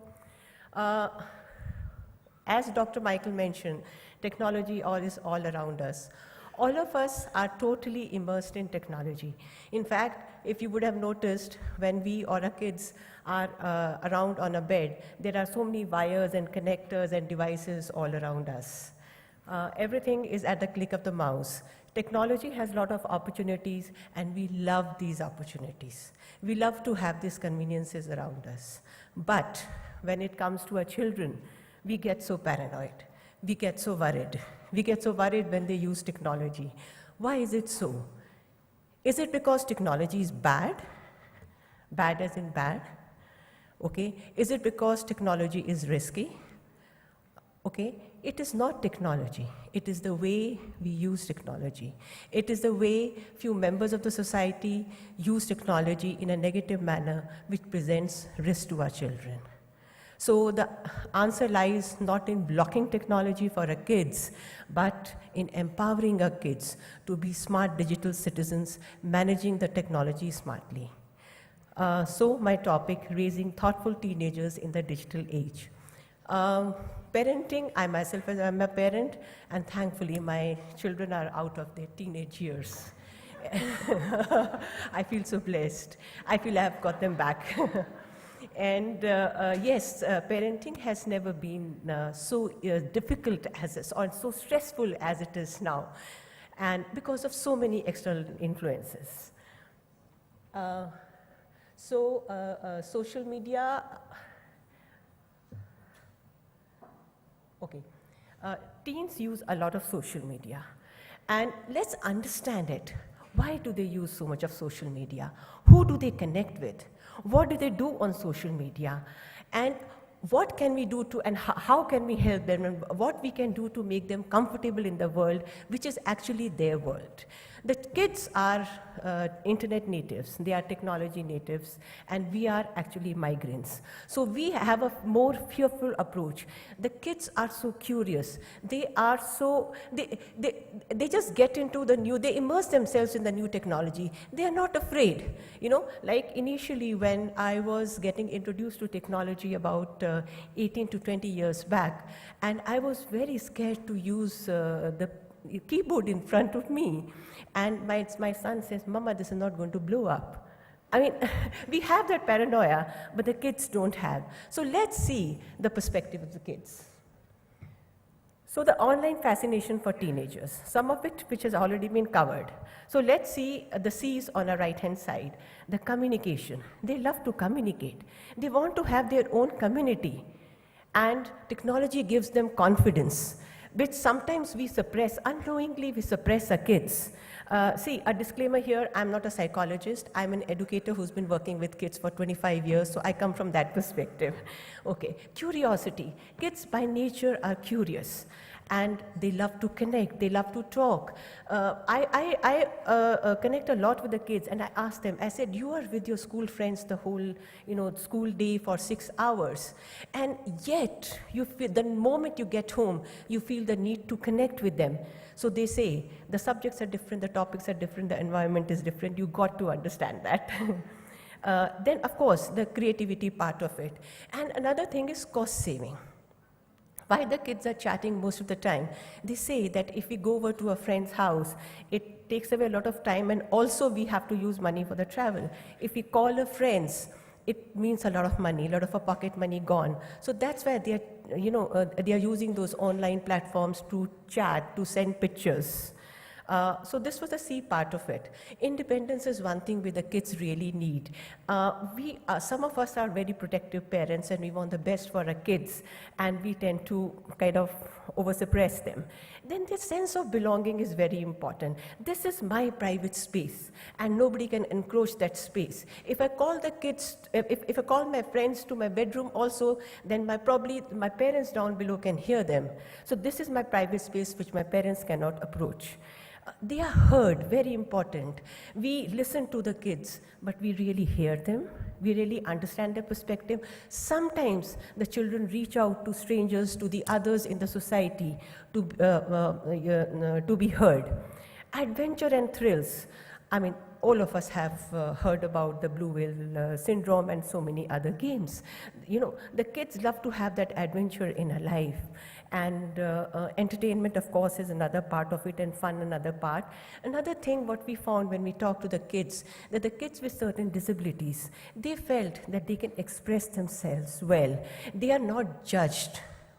And they also can reach out to the support groups. So these are a lot of reasons why the kids are actually more on the social media than many of us are adults. Okay. Internet poses a lot of opportunities for us, and I very, very strongly believe that we should not prevent them from exploring these opportunities. But it also has certain threats. So I'll quickly go through some. Cyberbullying, as has been discussed. Privacy. Children don't realize, teens don't realize that they don't have to share their location. They share their geolocation, they'll share their phone number, they share their family details. In fact, why of kids? Don't we as adults do it? We come from, joint family and moving on to single family systems in India. And whenever we used to go out on vacation, my grandmom used to say that don't let people think that you're not home. Switch on the light. Just switch on one light while you're not there. Put some towel on the, to dry out in the balcony so that the people think that you are at home. Otherwise, you are open, like you are actually inviting trouble. But what do we do now? I'm going on a holiday to Bahamas with my family. So it's a world of selfie, it's a world of show off, it's a world to tell people what I'm doing at that time, the good thing I'm doing at that time. So I sit in the airport lounge with my family and I post selfie that I'm going to Bahamas or some place for 10 days. And I also have my address in there and the geolocation in there. What am I doing? Am I not inviting trouble? So how am I modeling for my kids? If I do the same thing, will kids not follow me? And they will think it's the norm? So the privacy part of it. I'll just take up a few things from here. Sexting. Okay. Child sexual abuse and sexting, we fear a lot. Pornography, we fear a lot. Now, sexting by itself is an age-old practice. Only things like harassment, sexting, bullying have taken on larger dimensions. They are magnified by the use of technology. So we have to actually sensitize the kids. the kids at times don't know what they are getting into, and they think, okay, if some senior person is approaching them, the senior kid in the school is approaching them, so that's the way to do. Otherwise, like Dr. Michael said, it is FOMO, fear of losing out, and the peer pressure that you have. Another thing I would like to highlight over here is the digital footprints. How many of us realize that the certain like or the click of the mouse or posting a picture, everything leaves footprint. You have the photo DNAs which identify the photo. All of whatever we do online leaves a trail behind. So when we as adults, we post photos of our kids, I have a small child. I'm very proud of the child. My child sat in the big potty for the first time, or my child's cute bumps. I just keep on posting those pictures. And the child grows up, and what you have done? You have created a trail and embarrassment for the kids. So this is called sharenting. So some of us as parents are so over-eager and so enthusiastic and that we don't realize that we actually are creating these digital footprints for our kids, and when the kids grow up, they put up those photos and we tell them why. So we have to actually, when I talk to the adults, I talk to them that we need to be good role models. How can I tell my child not to post the pictures when I'm doing myself? I'm creating those digital footprints for the kids. During the sessions, we tell the kids that your footprints are very important, because if you want to get admission into a school or higher education or your job, or even, like I said, matrimony, India is an arranged marriage. We often want to find out about the person from the social media side. If I'm interviewing, if I'm shortlisting somebody in my organization, in my team, I quickly go and check his or her social media profile. So we got to sensitize our kids on these issues. Talk, talk, talk. Continuously, we need to have safety dialogue with the kids. As I talked earlier, and I reiterate, personal safety. Personal safety is very important. You should not share, the children should not share their details with anybody. And there should not be stranger danger. All these things need to be conveyed to our kids. Privacy settings are very important. The kids are often on the social media side. How many of us have actually sat down and guided our kids that Snapchat or Facebook has their very strong privacy settings. And we have to guide the kids on how to actually set it up. By default, for under 18 years, from 13 to 18, the privacy settings are friends. And after 18, it becomes everyone. So we have to accordingly work out the settings. And there is a small dinosaur. Facebook has a small green thing on the right-hand top corner. It's a dinosaur doctor. And then we can ask our kids to actually run the check and using that dinosaur doctor, and that doctor will diagnose whether your settings are right or not. So these are little things which we need to do with the kids. Physical and emotional well-being. It's being fine on social media, but are you happy there? Are you safe there? Are you progressing there? Is social media adding value to your life? All these things are very important. And managing reputation is very important. Before crossing the road, we stop, we see, and only if it is clear we cross the road. Similarly, we have to guide our children for the same. I am being told that I've got less time. So we need to help our kids to be digitally smart kids who are aware of their digital rights and responsibilities, who choose consciously, who follow appropriate digital ethics and etiquettes, and recognize and manage online skills, and, very important, become model digital citizens. That's what we can do, but then the system has to support us. If there is no proper readdressal or support system or laws in place, no matter what we do as caregivers or as parents, it will not be enough.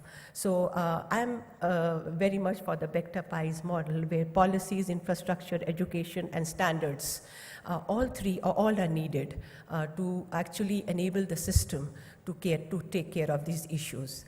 At Learning Links Foundation, we take the children's safety very, we are very focused actually on child safety. We work with the children. We help the children to succeed.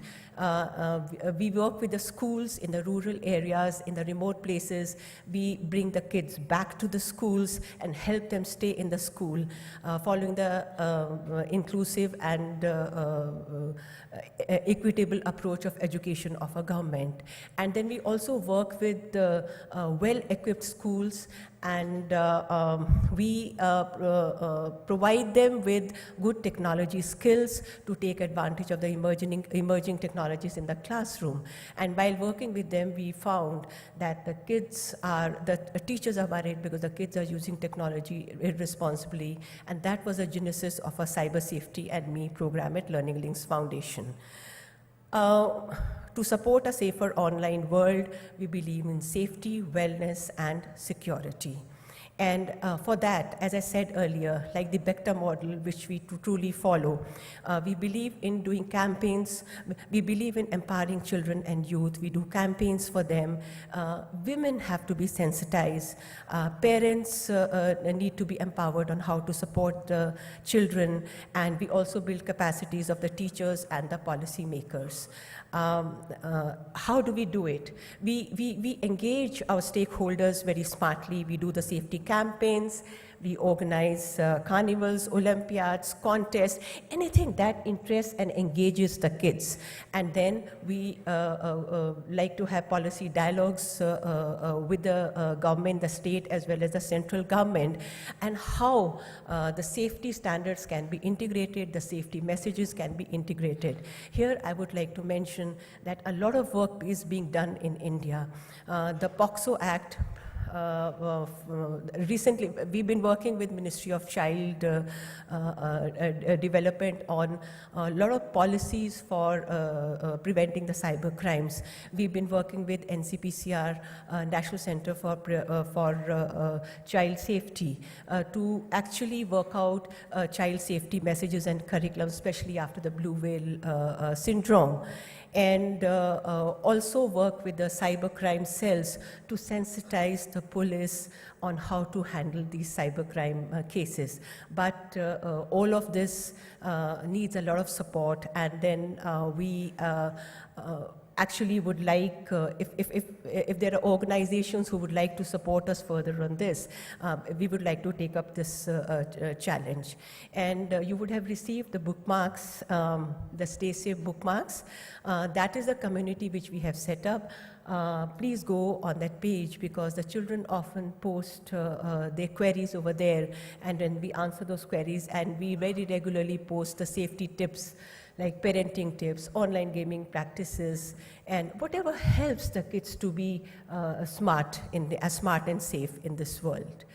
And we have reached across to over 400,000 children, but in a country like India, that is not enough. There is so much to do. Thank you very much.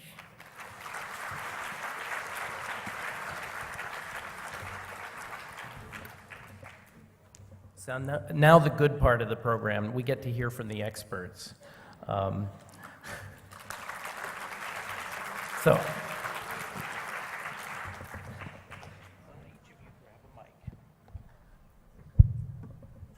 I'm always learning from my patients, as I know many of you are. So I'm going to see if I can learn something.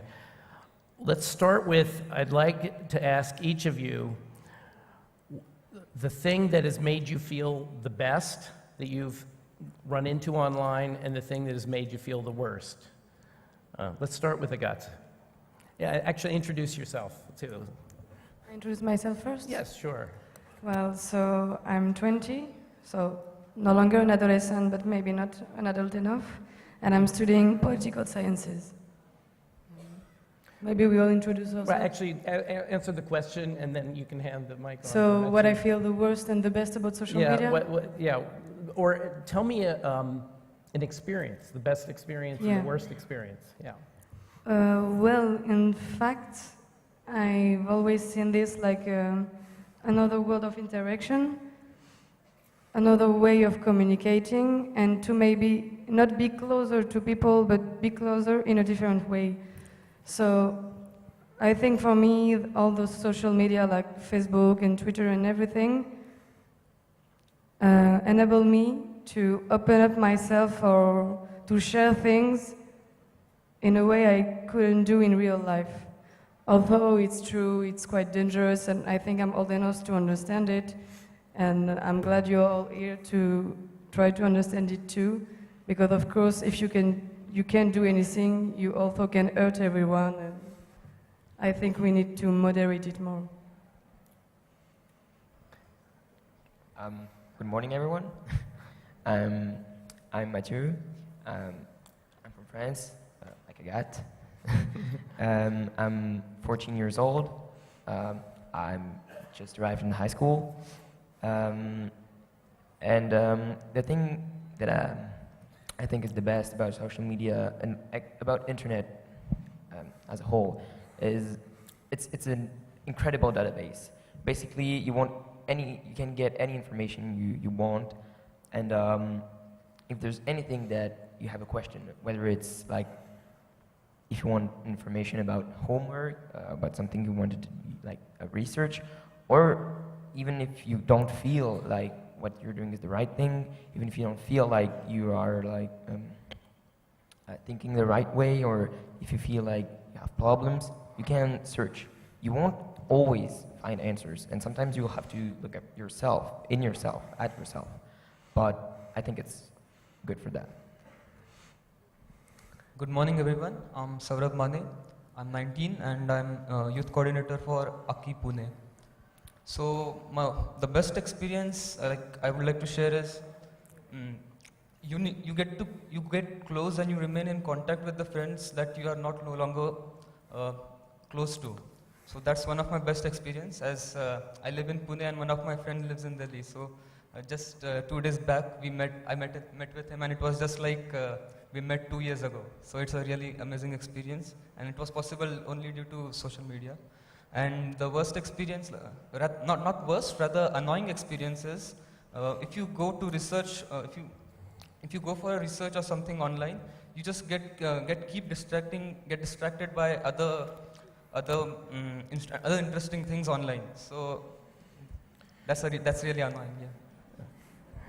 They are all graduates of a workshop that was done between India and France. I want to put Agathe on the spot because she was telling me yesterday about a math teacher who was completely clueless and who she set straight, and is now the math teacher is a great supporter of what you do. But can you tell the story that you told me yesterday? About my workshop? About your workshop, where you got angry at the teacher. Yeah. I think it's important for all of us to realize when we are clueless. Yes. You're thinking I'm more brave than maybe I am, because maybe the teacher is here. I don't know. What happens in this room stays in this room. Yeah. Well, it's just that we were asked to make a workshop about social media, and there were like 30 people in the room, so mostly from medical areas and some social workers, I think, and I recognize some faces. And well, it's cool to come to our workshop to listen, but if it's only for saying, no, you're wrong, we know everything about social media, it's wrong and it's dangerous, there's no need to come. And I just replied that it's already too late. In fact, we're not there to make the apology of social media.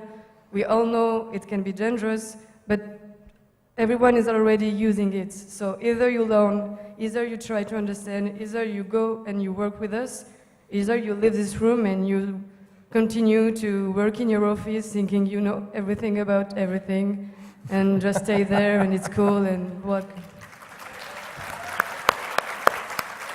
But, sorry. No. But this is a classic example of how adults often approach this as a policing situation, as a situation that they need to protect the poor innocent kids, and the kids are actually much better at this than the adults are. And so one of the things you can do is learn from the kids who are much more facile, much better with the devices, but at the same time as you are being their student, you're also opening up lines of communication, so you can add some of that executive function stuff that they're not going to develop for another 10 years. And say, okay, now I finally figured out how to steal automobiles with this game. Maybe we should talk a little bit about why you might want to do that. And so the learning goes both ways, and we need to approach the young people with humility and as their students, as well as trying to help and support them through the process. Any other thoughts that you want to add? This is your chance, folks. You've got them all listening. Maybe just about what I've just said. Thank you for inviting us to say a little speech, because I found it quite strange to make something about adolescence without any adolescents. And yeah. Thank you.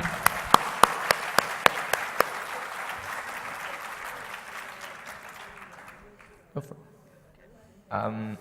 I just want to say that I think one of the best things about social media is the fact that you're anonymous for some of it. You look at some social media where you're anonymous and you're not being judged by anyone. You're not being judged by anyone you could see in real life. And I think a lot of people are more expressive when they're on social media because they're not afraid of being judged, because it won't have repercussions if they speak. I mean, I think that's what they think, that they won't have repercussions on their real life. It won't have consequences. So I think you should remind yourself that staying anonymous is really good, is really important, and it makes you speak very easily.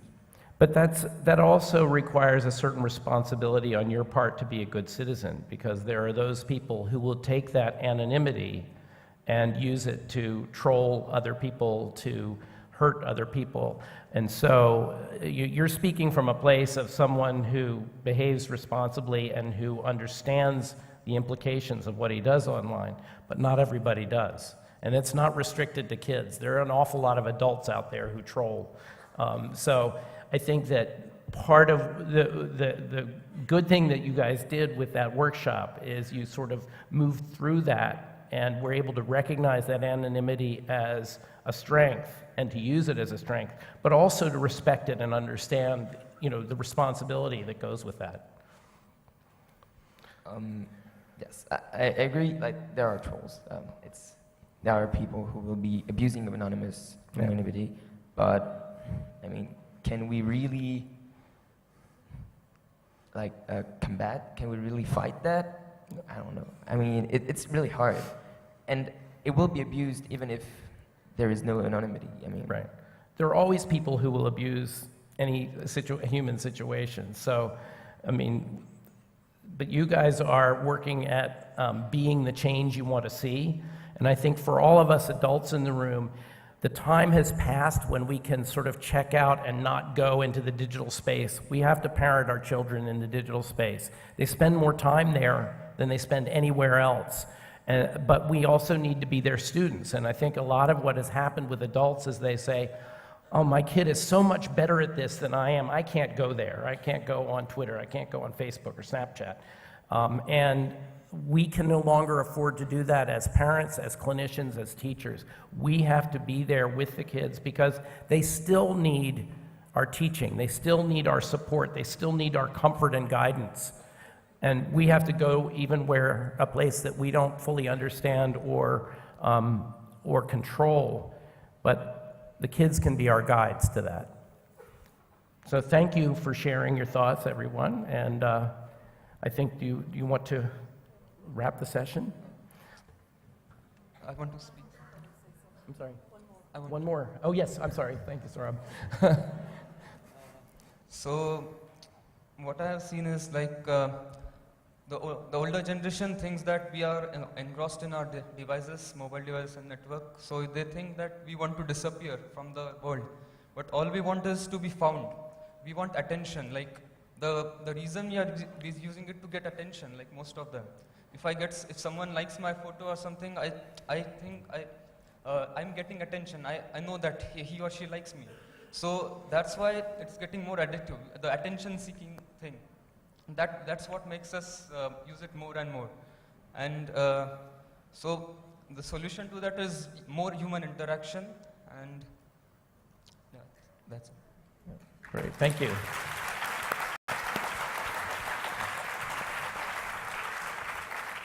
Thank you, Michael, for an exciting session, and to the grand finale with the adolescents and the youth. My co-chair is going to give us some final remarks, and just bear with us. We're just a few minutes over, but we'll soon have the break. Thank you. I would just like to thank our expert speakers and the vibrant youth for making this session so very interesting by joining us here.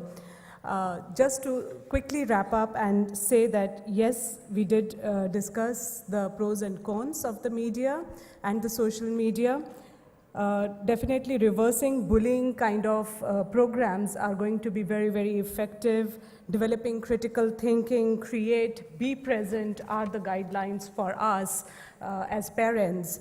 And developing digitally smart teens, as Nisha pointed out, I think is a huge responsibility on our part. And I would just like to end by saying that some of us in the room are the bad generation. The bad generation being born before the age of digital revolution. So please pardon us for being judgmental and not being able to understand the social media as well as you do. Thank you all.